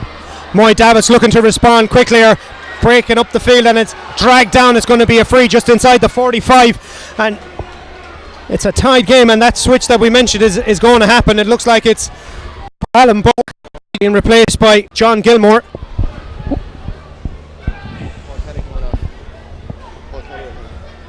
And there's also a substitution on the Kiltimagh team. Paul Kelly, the midfielder, which would be a bit of a blow for Kiltimagh, is being replaced by TJ Byrne. Number 28, TJ Byrne replaces Free taken, won well. Coming away with it is Brian Gallagher, and Kiltimagh need to capitalise on the penalty. It's been all Kiltimagh in this opening 19 minutes. Moy Davitts have only added a point to their half-time score, and Gary Rowan, it's going to be a bit of a concern for Pat Clark and his team. Definitely, yeah. The momentum is definitely with Kiltimagh. Once they got the penalty, the game is level now. They have all the ball at the minute. We're struggling with the extra man. I don't know, to be honest, I don't know where he's playing, but we're struggling with him.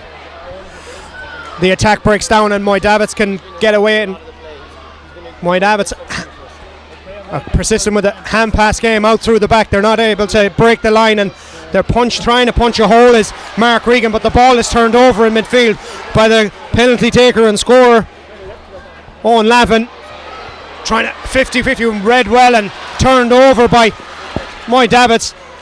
They're still persistent with a two-man inside. They need a score as we play 2-6 Kiltimagh, 1-9 Moy Davitts. 20 minutes gone in Elverys MacHale Park in the 2017 Intermediate Championship final replay. And there's a lot of ball being... Tom, you were talking about the odds Paddy Power was given before the game. Paddy doesn't get it wrong too often, and he hit it really tight with the odds 7-1 on a draw. It might be a good bet now at this stage. Moy Davitts turn over the ball, but Kevin Kennelly says it's a free. Brian Reap draws the foul, and Kieran Charlton has the ball. He's trying to get Kiltimagh pushing forward again. We have 21 minutes gone. Conor Heenahan is down injured, and Jimmy Lyons, the game has turned on its head after that penalty. Absolutely. Kiltimagh are, you have to say, they're totally in control. Moy Davitts an extra man, you wonder what he's doing, because they're not creating an extra man coming forward. They've lost their composure completely. You'd have to say the Kiltimagh, the wind is behind them in every sense, metaphorically and literally at this stage, and you'd have to think that they can push on now to win this. Austin O'Malley. Yeah, the pendulum seems to have swung in Kiltimagh's favour there, and Jimmy just alluded to there that Moy Davitts aren't utilising that extra man in terms of getting them on the ball when they're building and creating that overlap. He just seems to be sitting in a kind of defensive position, and they're not actually utilising him. Kiltimagh, on the other hand, they're being very smart. They're working that ball in there, and again I have to go back to David Lydon showing inside. He's causing all sorts of problems for them. From right to left or left to right that's going in diagonally, it's causing Moy Davitts all sorts of trouble in there, and it's sticking in there as well. So they're in a fine position now, Kiltimagh. As we hear confirmation of the two substitutions, Liam Byrne is on for Anthony Jordan,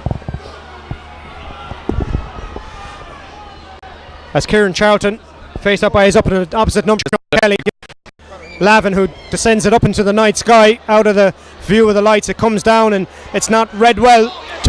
By Paddy McDonnell, and they try to get it to Liam Lydon, and it's surrounded again.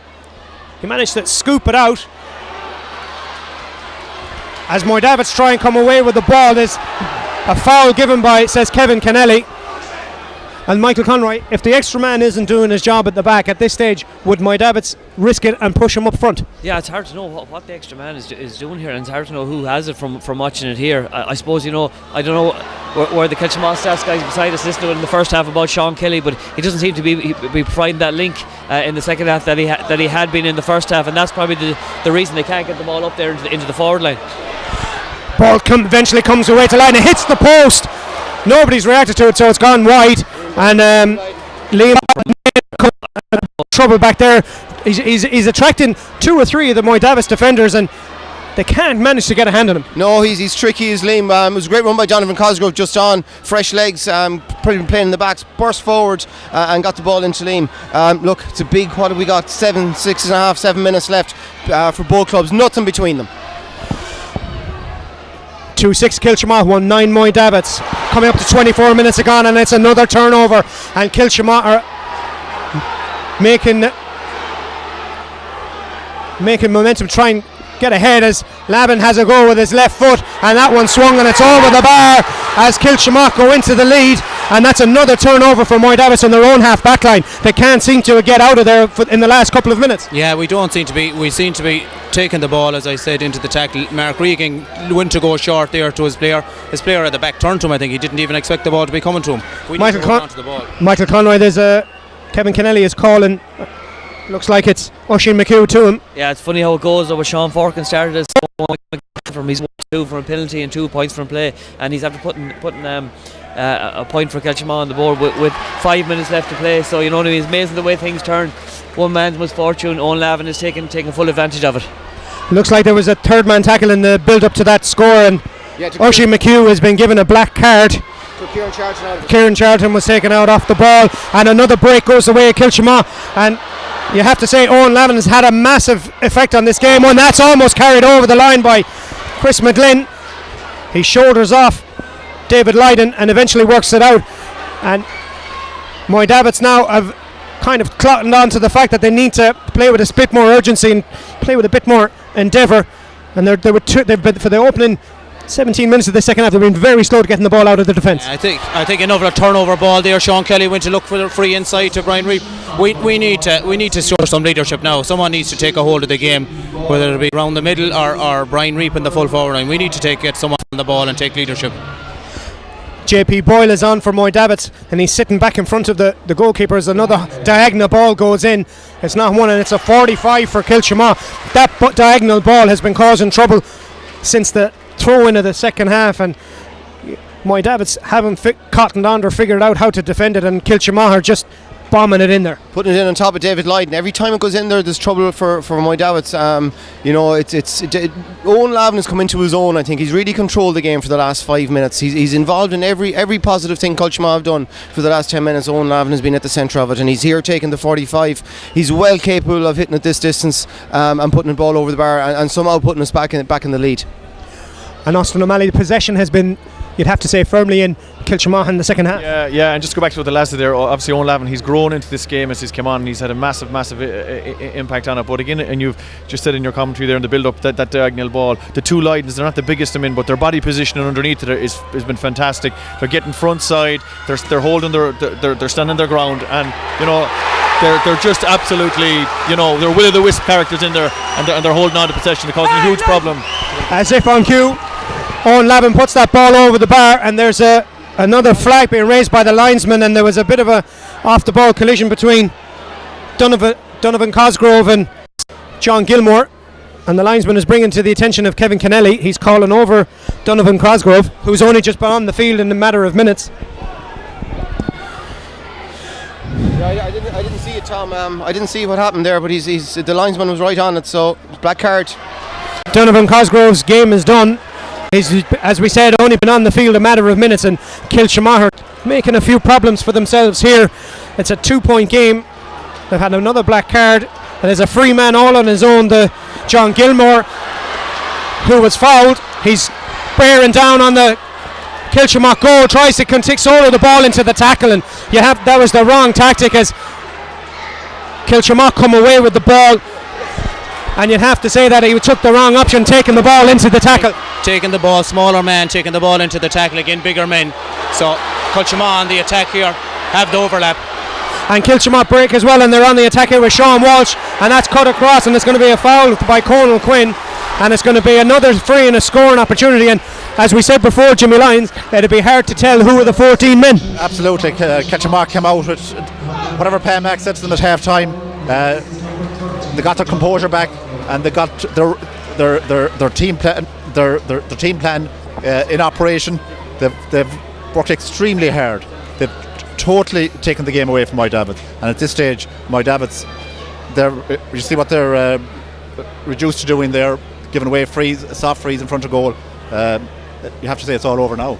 28.5 minutes gone in the second half, and all Boholo Moy Davitts have to show for it is 1 point. Austin O'Malley, as Kiltimagh extend their lead. Yeah, it's not good enough, but this has all been built around Kiltimagh's desire and work rate and their appetite to go for this since they come out, and that's what's been the differentiator here.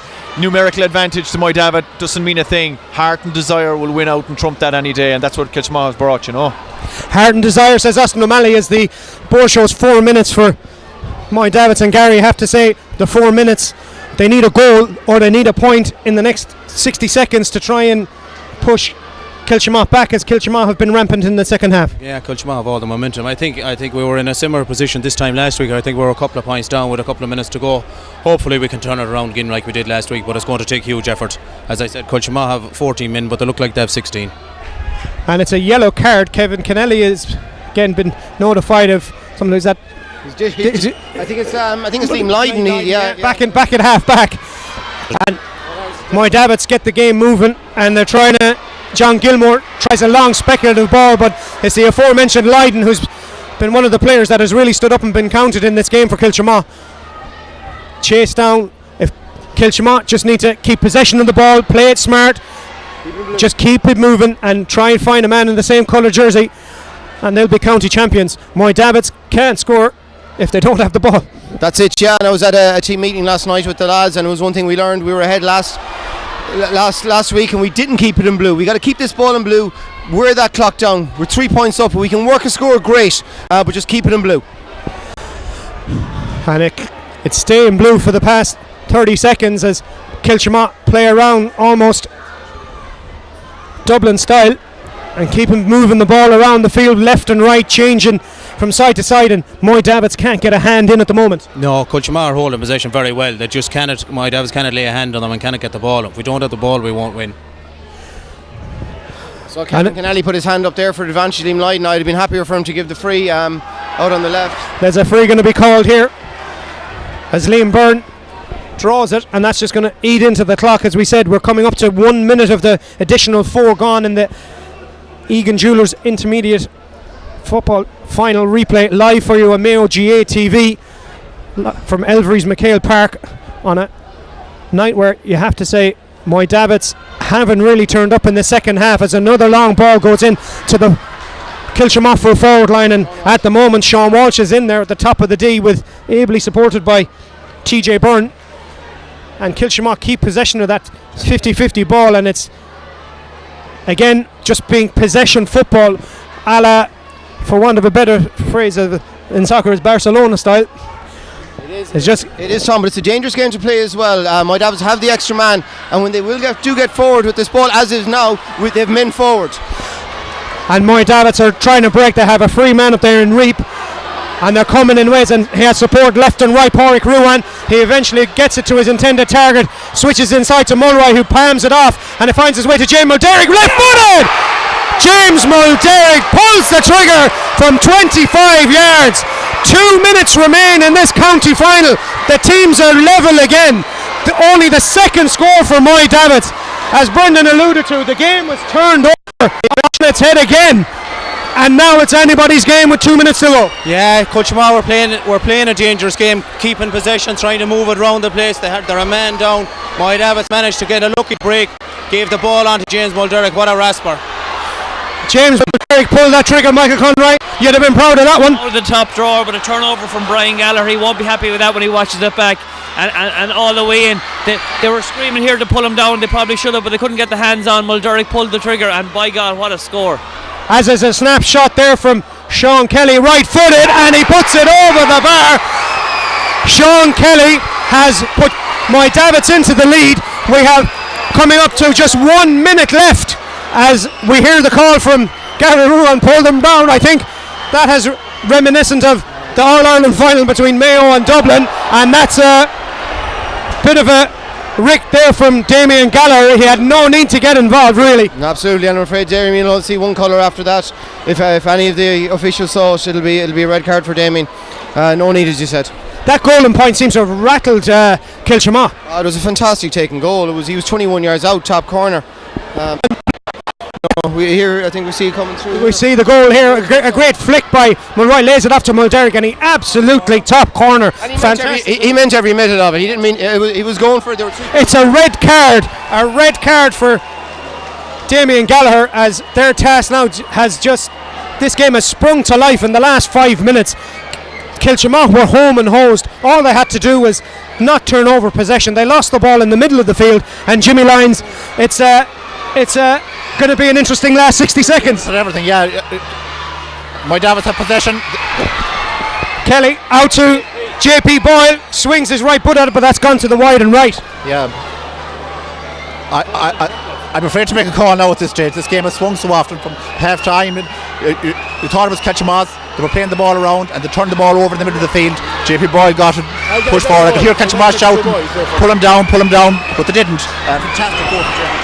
And Austin O'Malley, it's an unbelievable game of football in the last 5 minutes. Yeah, it's turned on its head again there. You know, it's Halloween, and James Mulderrick just rocked up there. It was trick or treat style, and he has just scared the life out of Moy Davitts with that. An absolute rasper, 25 yards, blew the net out. Unbelievable finish. Kiltimagh on the attack. They're trying to get the equalising score, and it's Kevin Kennelly is insisting that the free is taken from the right position, and it's Tomás Keegan. Kiltimagh trying to work it up the line, and every Moy Davitts player is back inside his own 45, and they turn the ball over. They have 60 seconds, and there's the final whistle. Moy Davitts 2-10, Kiltimagh 2-9. As the red and white invade the field, you have to say it, Kiltimagh were playing a very dangerous game, turned their own ball over, and Moy Davitts took full advantage. Yeah, I just said just before it happened, it's a dangerous game to play possession football. There was still, I think, 3-4 minutes overtime to be played. extremely disappointed for those lads. They've given it their all. Look, nothing between the teams, a point between the teams. We played Moy Davitts, I think, 4 times this year. We've had a draw and we've had 3 games with a point between them. On the 21st anniversary of the 96 final, it's a nice way to win the game. It looked a bit in doubt there with 5 minutes to go. Yeah, it looked in doubt, but we were 5 points down with 4 minutes to go last week as well, so we never say die. The lads showed great heart, a great goal by James McDerrick. Kiltimagh had the game once, but I never seen a game topsy-turvy, over and back, it could have gone either way, and it's just we came out on the right side of it. Yeah, look, I Kiltimagh official, I just want to wish Moy Davitts the very best luck in the Connacht Championship. You're our local rivals, but now we're supporting you all the way in Connacht, and best of luck. And I have to say that it was a very exciting finish to what was a fantastic final, and we're going to hand over to Liam Horan, and good luck to Moy Davitts. Thank you, Tom. We'll hold on to Brendan and Gary for a few moments. We're going to get a look at that goal from James Mulderrick that turned this intermediate final on its head. Moy Davitts, it's fair to say, looked like they were going to fall limply out of the contest, and then Mulderrick struck with the goal, and it all kicked on from there. Yeah, as I said, it was earlier before that. Now it was a turnover ball, and Sean Mulroy done a great flick to keep the ball moving, because when we were taking the ball into the tackle, we were getting turned over. Kiltimagh were swarming us, but Sean didn't catch the ball. He flicked it on. James was going for goal. Definitely, he was going for goal. He had to go for goal. The game was nearly gone at that stage. But as I said, we were 5 points down, I think, with 4 minutes to go last week. The lads showed great heart again tonight. We played terrible, I'd have to say, in the second half there. Didn't play well at all. Kiltimagh had all the possession, looked like they had 16 men, but we pulled it out of the fire in the end. Okay, just to let you know, we are on Facebook Live now. Conor Dowd is down at the front of the stand doing a Facebook Live, so you can go there, and you can now watch the archive this a bit later on as well, of course, if you wish. Gary, who's that woman behind there? Because she suffered. That woman had a baby last Monday, Aileen McNicholas. She's John Gilmer's daughter-in-law. She suffered during that second. She did. Her brother, I want to give a shout out to her brother Pat, a former Moy Davitts great, is beyond watching in Boston today, and I want to say hello to the Hennigans as well in Dubai, and there's a Moy Davitts gang in Lanzarote watching, and the pub is packed over there. The weather is better than here, I can say, so they'll have a good night. Okay, indeed they will. Brendan, heartbreak is right, Liam. Yeah, desperately disappointed to be 3 points up, going into overtime, and to be turned over a goal and a point in the space of a minute. One move. It was the only time Moy Davitts really got clean through on goal, and you weren't even clean through. It was a fantastically taken goal. It was, as I said, 21 yards out, buried to the top corner. No keeper would have stopped it. No keeper would have stopped that. You had played so well, Brendan. I mean, the second half performance was going to go down in history the way it was going. You had turned around the deficit, a man down. Owen Lavin was kicking beauties, and it looked like you were going to have a right good win. Yeah, our first 30 minutes were left a lot to be desired. I think our discipline in our first 30 minutes left us down. We had a man sent off. We could have had more black cards, maybe another red. But the second half they came out and they showed what the spirit of our club is all about, and they fought to the end, and fair play to every single one of them, from all the lads that played tonight to the whole panel that have been travelling to train in Athlone on a Wednesday night, giving it their all for this club. They gave it their all, and just things didn't work out for the last few minutes of the game, and that's the way football goes. Okay, Brendan, we have already sportingly wished Gary and Moy Davitts the best in the Connacht campaign. Thank you for joining us. Going to hold on to Gary for the presentation. It's a winner's game, unfortunately, Brendan. Sorry about that. Don't tell me about it. Thank you for everything you've done the last few weeks. And everything you do at Kiltimagh Club to promote streaming and that kind of thing. Yeah, and Liam, just before I go, I just want to say congratulations to yourself. This is a fantastic service. We've cultures all over the world watching today and last week and the week before, and it's brilliant, and I hope it continues. Thank you very much. Well, their flag will be flying at half-mast, unfortunately, this evening. Gary's going to wait with us for the presentation, but I'm going to bring in Mickey and Jimmy and Austin as well. But first of all, Mickey, we all thought we were cantering along to a Moy Davitts victory. Yeah, half time we'd definitely said Moy Davitts. They were 5 up, and Kiltimagh came up out in the second half and really blitzed it. Penalty got them level. Owen Lavin looked like he was going to be a match winner. 1-3, I think he had 2 points from play at the penalty and a great 45. You'd have said the kick from home and they're definitely going to win. Then just a couple of moments of madness. The last, on about 32 minutes in, they're playing around with the ball. Couldn't see where the sweeper was, who had the extra man. And a slight hand pass in the middle of the pitch, skidded with the grass. Turnover. As I said, they were screaming to pull him down, but the ball found its way to James Mulderrick, and he would be dreaming about that all the way to Christmas. He will. Austin, you'd appreciate the flick that Sean Mulroy affected as well to keep the play moving. Yeah, no, it was a super flick, and just the whole the move. It was, it swept the whole into the field there, and we were saying it's Halloween, but James McDermott literally did ghost in at the end of it and just cracked it, and it was absolutely, he hung it up there. You could know the minute he struck it that it was just heading for one place, and that was the top corner. But going back to Moy Davitts again, like, they were under pressure for long spells, but in the first game also, there's a trait that I've seen with this: they don't panic, they still look composed, they're not doing silly things and making unforced errors and that. So they just hung in there, and what a game we had, and what a finish. Unbelievable. What a contest over 2 weeks, in fact. Jimmy, Moy Davitts never sailed as close as the breeze and got away with it as they did tonight, though. I mean, they should all be buying lotto tickets tonight. It's too late, I think, for tonight anyway. It looked all over, and Kiltimagh were just winding down the clock. They were passing the ball around. We were saying to them, move the ball back this side, move it back the far side. A risky pass in the middle of the pitch that didn't need to be undertaken. And I think it was JP Boyle, was it, that came on there near the end. Yeah, it came out to him on this side. I think it was a turnover from Kiltimagh. As you said, risky play, and a ball came down the middle of the field. Moy Davitts moved at that pace then. That was the thing about it. They moved it fast, didn't give Kiltimagh a chance to get back and get a hand on them, because when we took it into the tackle early on, we were losing all the 50-50 tackles. Yeah, but what we've said about this Moy Davitts team all along, they're capable of getting goals. Give them a sniff at all and they will go for it.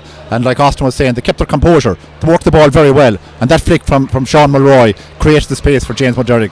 But you could see when he wound up his left foot, it was either going to go where miles wide or into the top corner, and it was just perfectly hit. Now, he is a sweet striker of the ball, so I'm not surprised that he did hit it so well.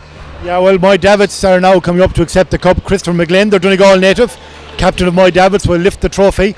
A very special moment for them, and all the sweeter because of the circumstances, because it looked like it was gone from them. It looked like it was going to be a very harrowing defeat, in fact, to play so poorly for virtually all of the second half, and yet to come with that burst, which has been their trademark. Seamus Toohey is there, Vice Chairman of Mayo GAA. You can follow this on our Facebook Live, on our Facebook account. Conor Dowd is on our Facebook page. Follow that to watch the presentations from down there. We'll continue with the broadcast here, and Seamus Toohey now just paying tribute to both teams for the quality of the game they produced.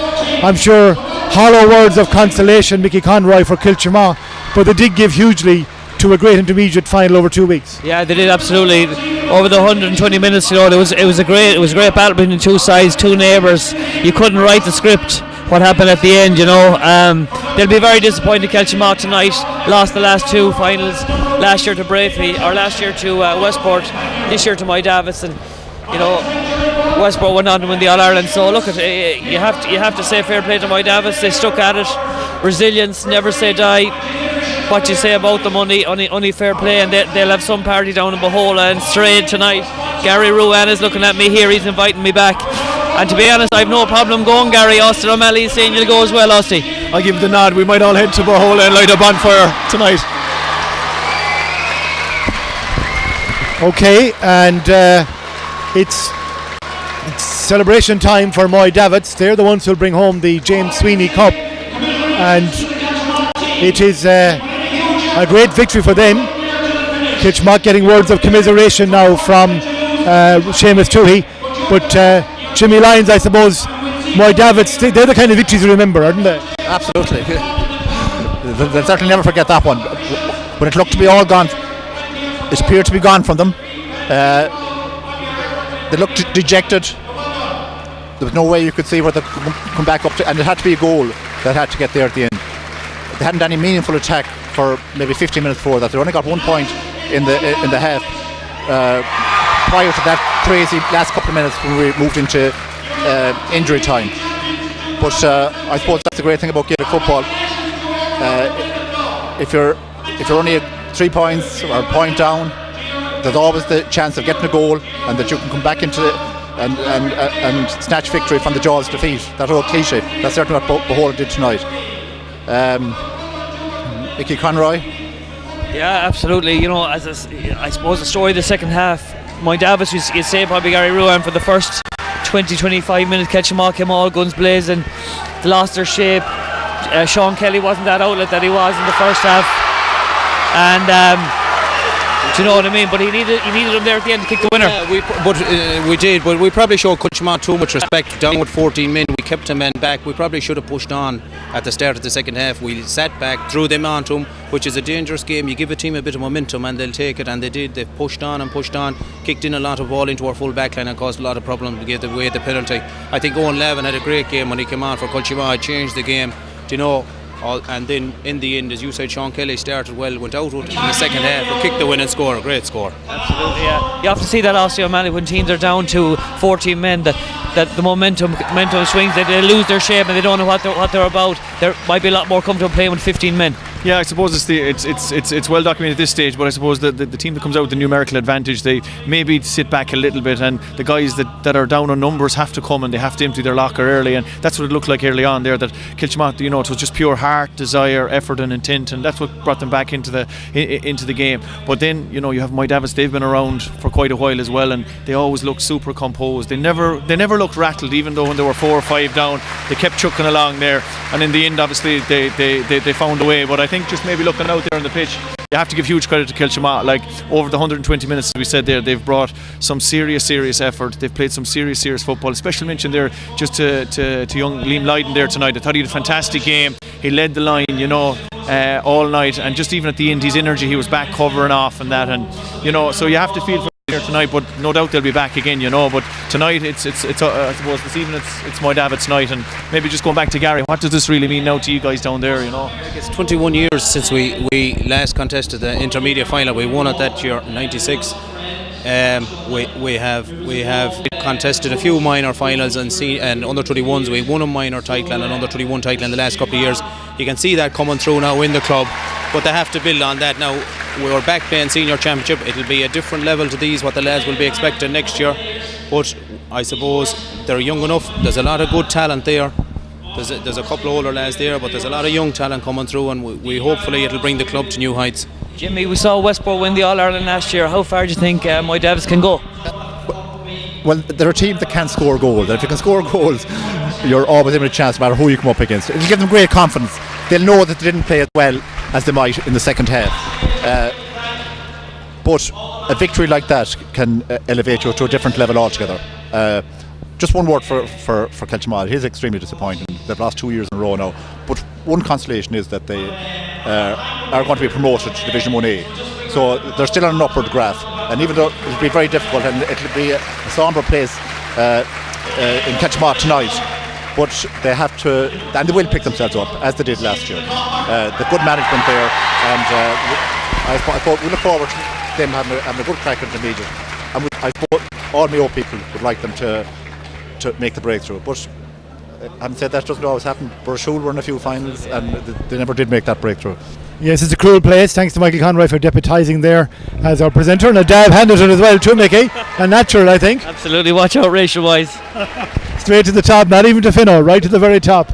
And Christopher McLean has accepted the cup, and we're hoping to some Moy Davitts players up here in a few moments' time, and maybe the manager Pat Clark as well. Pat would like that kind of a rugged battle there tonight, Gary. It'd be his style, wouldn't it? I don't know, it'd be Pat's style. He'd like the battle with Kiltimagh, right, like the local neighbours, and to beat them it'll be even better when they have to go home through Bohola. It'll be delightful for Pat to be watching them going home, but I'd say Brian Hughes might like a battle like that tonight more than Pat would. Okay, right, well, it's Moy Davitts who are the champions.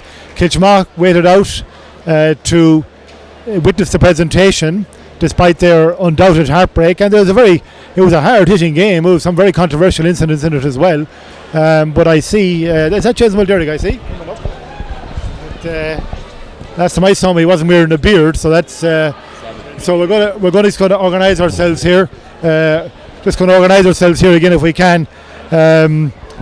James, talk us through the goal. We're going to show you the goal anyway. First of all, we're going to show you the goal in a moment.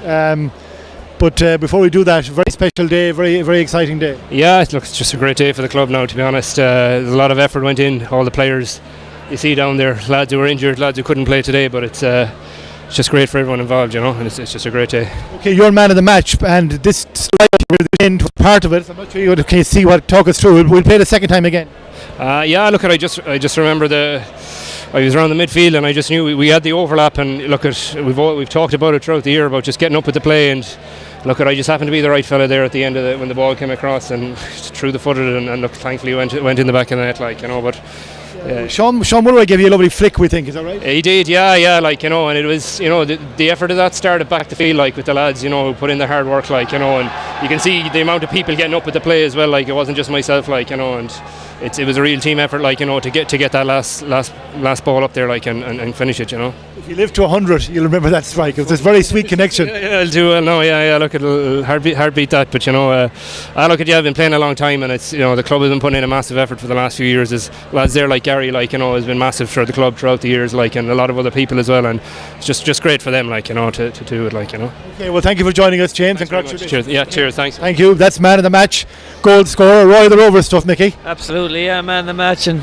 in a county intermediate final, I'm nearly sure I have one of those awards. I'm at home myself, actually, Liam. You have? Was it against Burrishool, was it? yeah, it was, yeah. No, it was great. Yeah, we won it in 80. Oh no, sorry, we won in 2011, and it is, it's brilliant. We went on a great run, and hopefully they can do the same. It'll be great for the club and propel them into next year. You know what I mean? Westport did it last year. Okay, maybe they hadn't the success they had at senior, but they have a young side. They'll develop. Their season went on a bit later. Probably had a break and start. Maybe that's the season. So I'd say Westport next year could be a good force. But fair play to Moy Davitts. Yeah, I'd love to see them go on a run. There they are celebrating, singing Champione. Big Moy Davitts circle there. Every final matters, but that one tonight really mattered because of the nature of it and the way in which it looked like it was gone from them. Desi Campbell is down there trying to fish out some people for interview as well. Understandably, they're enjoying the moment. You were here last year, and more than Michael Austin, you went on to have a run afterwards as well. And as Chris McGlynn comes up, we'll get him in a second. It's not just about today anymore. It's about what avenue may open up now. Yeah, like it's hugely exciting. I suppose, you know, they'll enjoy the next week or so, but it's what comes after this. You know, you can propel yourself on, and you can go on a great journey now up towards Christmas and on the far side of it. So there is an awful lot more to it, and there's a lot more involved, and, you know, teams are really taking this serious now, and it's a great, you know, to kick on and try and win a Connacht now, because you get one chance at these things. They don't come around. As Gary said, it's over 20 years since they've been here before, so you've got to make hay now while the sun shines and take your opportunity. Well, a man who has made hay while the sun shone is Christopher McGlynn, the Moy Davitts captain, the Donegal man leading the the West Mayo club on the banks of the River Moy. Christopher, the hard way, but they all count. Oh, definitely. I don't know how to sum it up. We're dead and buried for 40 minutes of last week's game, and I think the character showed. We said, you know what, we'll just throw off the shackles and go at it. First half we done that. 20 minutes into the game, I think Kiltimagh just got a foothold. They just drove at us. They're a serious outfit, and then just coming into injury time, I think when we were down, we were just like, you know what? Well, what do we have to fear? We're near dead and buried. Just go for it, and we did. And that was reflected in the way James Mulderrick spoke about this as well.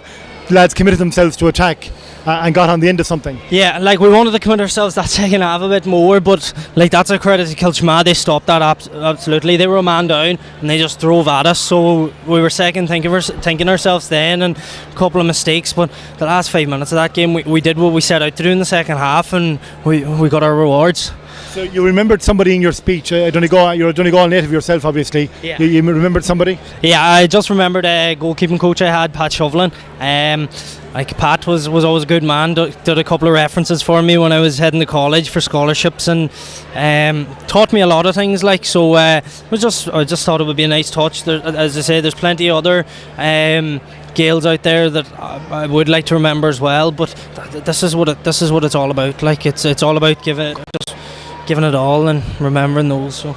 Yeah, a great spirit shown by Moy Davitts overall tonight. I mean, you're not a native, but you have connections not too far away, I know. In fact, you have connections to Willie Joe Padden, is that right? Yeah, the grandfather he came up today. He was watching it at home last week, but he'd be first cousin of Willie Joe. So I've always kind of been following Mayo football before Donegal football with that. Cause you're embedded now. Yeah, I've heard stories, but no, I'm glad like they got up safe and sound, and for them to be here with me as well, like it's special. Okay, well, enjoy bringing the cup back to Bahola and Foxford and all that in the name of Moy Davitts, Christopher. Thank you very much and congratulations. Thank you. That's Christopher McGlynn. And next in, after he hugs his captain is Pat Clark, the manager. I'm sure he wants to say hello to Gary while he's here as well too. That's all down through the years, I'll tell you. Yeah, and Gary's synonymous, of course. And at times like this, you do remember. You're a long while knocking around Moy Davitts as well. Too long. You remember lots of people, I'm sure. But there's times like this really that bring everyone together. Like Gary's as much part of this as I am. Like, you know, we just came in there. Have to remember the boys that was before us. I was there 3 years ago. Tom Mulderry came in, James's brother came in, he did a year with us. Sean McLaughlin came in last year, he did a year with us. We just came in at the start of the year and we said to the boys, this is a great opportunity for us this year. Like, and we said we give a one hell of an effort, and this is what brings the rewards, the dividends tonight. You know, I thought we were gone there with a minute to go, but I turned around to Paddy Rue and I said, look, at these boys have great character, and I said it to down against Island 80, the character they have and the resilience and passion to keep going. Like, you know, we got a goal and a point in 30 seconds, and that's what won the game. We kept going for the whole time. We didn't drop our heads even when we were 3 down. Sign of a good team. It just brings deep rewards. There's an awful lot to thank. I have to thank our groundsman first, John Gilmore. I tell you, what a man. Saw him down below there tonight, yeah. As happy as any man down there. He's down there every time. He has the pitch ready for us every day of the week. What a man. And I have to thank, you have Brendan Knox, you have Declan Traynor, you have our physio Regina. Her husband got injured at the start of the year, cruciate ligament. She never dropped the head for us once. And then I have to thank my boys that were with me, Patrick Ruan, Brian Hughes and Jimmy Byrne. Them 3 boys been brilliant. It's not about me at all. I just, with them boys, we're in this all together, and I don't know, it's only a name, that Bannister thing. I think it's everybody that switches. The team you have around you. Okay. I presume you were delighted with the way in which they kept going, literally went up the field, tried to have a go at it. James Mulderry could have settled for a point, perhaps. I don't know, it was too late, but he showed great ambition to go for it. What a goal. What a goal. Grace any game. See it actually here. That would bring it up again. What a goal. Grace. You got a few yourself in your time, Pat, but not as important as this one maybe now. One as good as this now. Yeah, but at the time, I think what happened was they got a black card and we played the ball quickly in, you know, and we had runners coming, and like, that's a goal to win any game, really, isn't it? Like, really, at the end of the day, that'll grace any game. I'm not sure if you caught the flick by Sean Mulroy. Yeah, flick on, we noticed that, yeah. I think it's fairly high in the air as well. I think we're just going to check it again. I think he's fairly high up when he does it. Yeah, flicks it on to James. Kind of reverse flick. Yes, absolutely. Yeah, he was going to get clobbered only for that. But what a strike! Great presence of mind. Yeah. Absolutely, like, it's great, like, and the lights have gone out, Pat, but it's only starting. It's only starting now, Liam. Yeah, it's 24-hour sunlight tonight. I'll enjoy it. I hope I left no one out in the thank you either, because no, indeed, no. Yeah, but your sincerity is obvious. So, Pat, thank you very much for joining us, and best of luck on the Connacht campaign. Thanks for your campaign. Very well done, the television show. Very much appreciated. Okay, talk to you. Pat Clark, one of the greats. I want to bring in Brendan Harrison here for a second as well. We tried to get him a bit earlier on. Brendan, of course, the Mayo player, all-star, and now international rules player in waiting. Before we get to that, you're an East Mayo man. You know these people a long time from both of these clubs. What did you make of all that? Yeah, geez, it was some finish to the game. Like, I mean, as you say, I'm from East Mayo. I've gone to school with both lads. They all went to Kiltimagh school. Like, so. Unfortunate for Kiltimagh really at the end. They kind of had it wrapped up, I thought, really towards the end, but some finish to a game, and if you were ever to win a county final, it's a great way to win it. And a terrible way to lose it. And a terrible way to lose it as well, yeah. But I mean, over 2 games like that, level the last day and a point game today, both teams really battled it out hard, and I mean, you could be happy for whichever side won there today. Okay, for yourself, Brendan, huge honour. You've been picked on the Irish team for the trip down under. Yeah, huge honour. Like, I mean, to play, put on the green jersey is a massive honour. It's not something that comes along too often. I know it's a slightly different sport, but still, when you're putting on the green jersey, it's massive. Like, but no, it's a great experience. Going heading down under as well. So, be looking forward to it. From your own perspective, you were a few years in the Mayo panel, and you took your big break last year. Yeah, well, I suppose I've been in the panel now the last maybe 4 or 5 years, but kind of sometimes it takes a few years just to kind of nearly serve your apprenticeship to get in, especially in a position like cornerback. It's not a position that you can just throw yourself into. So yeah, I suppose we've been working hard over the last few years. Last year got an opportunity to come on and kind of maybe took my opportunity. So it's been going well so far, and hopefully it'll improve in the future. You would have played a lot of your underage football further out the field. You went back to become a cornerback. bit of learning, I suppose. It's a different game back there, different angles of running and that kind of thing. Yeah, it's a completely different game. Like I suppose when you're man marking and stuff like that, when you're out the field, you're looking to get on ball. When you're back there, you're just concentrating on one thing, and that's stopping the ball going in the net or going over the bar or something like that. So yeah, it takes a while to get used to that kind of mind frame more than anything. So, but look, I'm enjoying it back there, and my long mate last. You'll be joined by Chris Barrett, of course, and team captain Aidan O'Shea and Piers Hanley as well. Big honour for Aidan. Yeah, huge honour for Aidan. I mean, it's fully deserved as well. He's been involved in it the last few tours. He went over there and he's been playing over here in 2 years ago as well. So he's and he's a pro at it. It suits him down to the ground. He's big and he's strong. He's well able to hold the ball.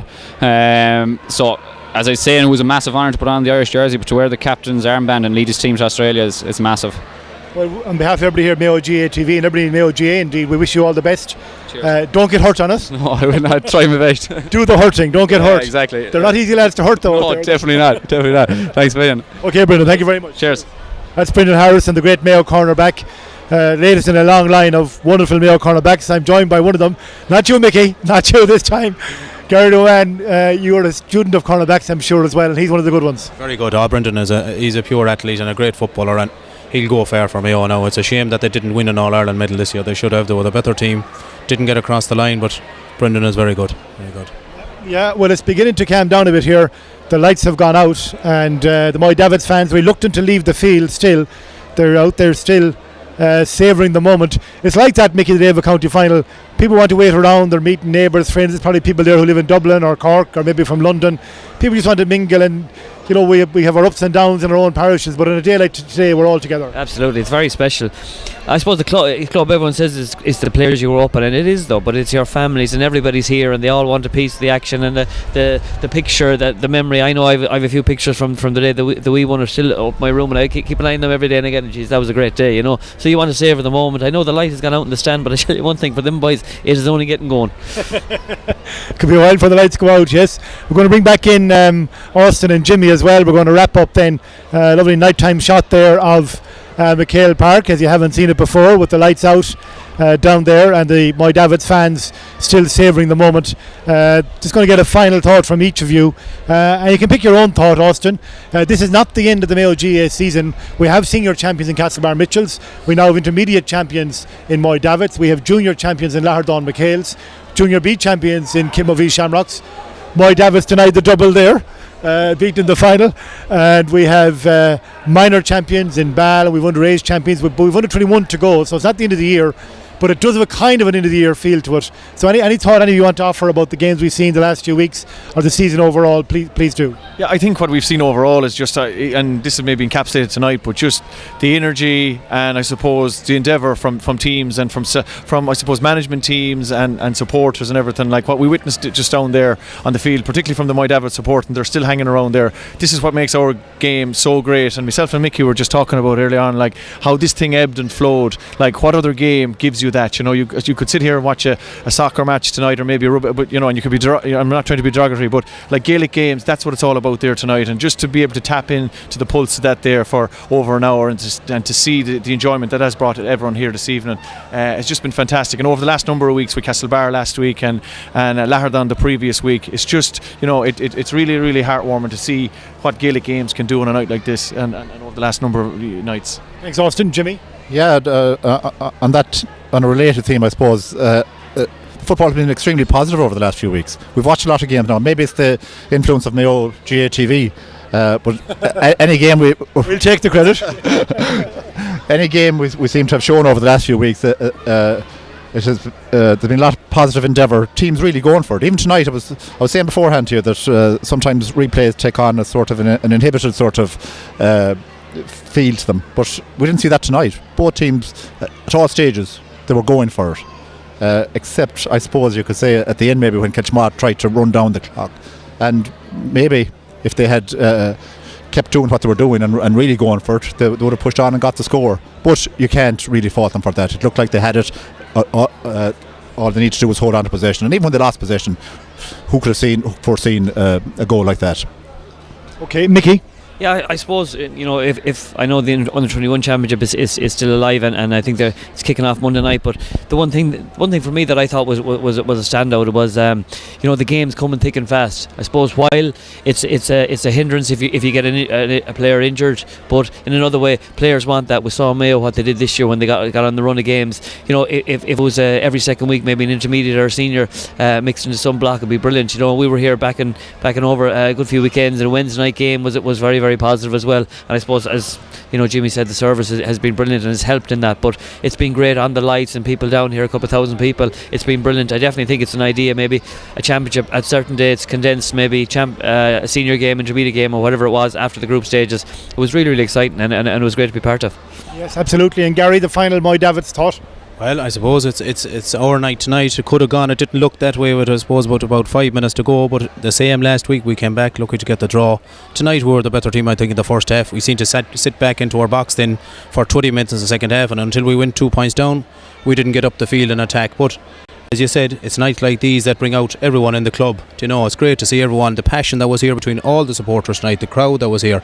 This is what GAA is, and this is what we come to love, all worldwide. And there's people watching, I know, in Dubai and Lanzarote and Boston tonight, and that's what Moy Davitts people all over the world watching. What format will the homecoming take? Where do you hit for first? I'd say that we'll hit for Bohola first. We're three or four parishes. We'll hit for Bohola first, Pat Clark's home patch, and then we'll go to Foxford, and we will be there for a while and then end up in the Copper Beach in Strayed. That's where our sponsor is, Brendan Maloney, who has been very good to the club. So we'll be in the Copper today anyways, and we'll see how the week goes. Okay, well, thank you very much, Gary, and we're going to wrap up here now, and we're going to bring the curtain down on this game. We are not over yet, of course. There's the Under 21 Championship is to come as well, and lots of football to be held in the Provincial Championship too. So thank you for joining us here on Mayo GAA TV this evening. I want to thank a few people in no particular order, well, in the order in which they come into my eye line. First of all, anyway, Conor Dowd, our camera guru, Eugene Dowd, who made his debut tonight, doing a few jobs behind the scenes there and doing very, very well. Brendan Dowd here in front of me, our editor, whose hands are frozen. Gary Rowan, our match analyst from Moy Davitts, who was joined by a very disappointed but sporting, as always, Brendan Mooney of Kiltimagh, Mickey Conroy, match analyst, and Jimmy Lyons and Austin O'Malley as well. Match commentator Tom Carney, Damien Brennan from Milltown Broadcast Assistant as well, our director Desi Campbell. We had Matthew McCormick as well helping out. Liam Henley was on IT from overseas, believe it or not, and I think we've got all of them then. Have we all of them got? I think we have. Brendan Harrison joined us. Thanks as well to Benji Smith, Declan Riley and Rory Byrne of Castlebar Mitchells, with Tomas Morley, the Mayo minor manager, in as well this evening, and Michael Daly, the referees coordinator. They'll be starting a recruitment drive in the new year. So that's it. It's Moy Davitts nights. Moy Davitts night. Disappointment for Kiltimagh in the Eddie Egan Jewellers Mayo Intermediate Football Championship. They will get great credit, Kiltimagh, from people around Mayo for the effort they put in. I know it'll be of little consolation to them because the victory, the James Sweeney Memorial Cup, makes its way to Moy Davitts this evening in the hands of Captain Christopher McGlynn as they're crowned 2017 Mayo Intermediate Champions. Thank you for joining us on Mayo GAA TV. I'm Liam Horan. Good night.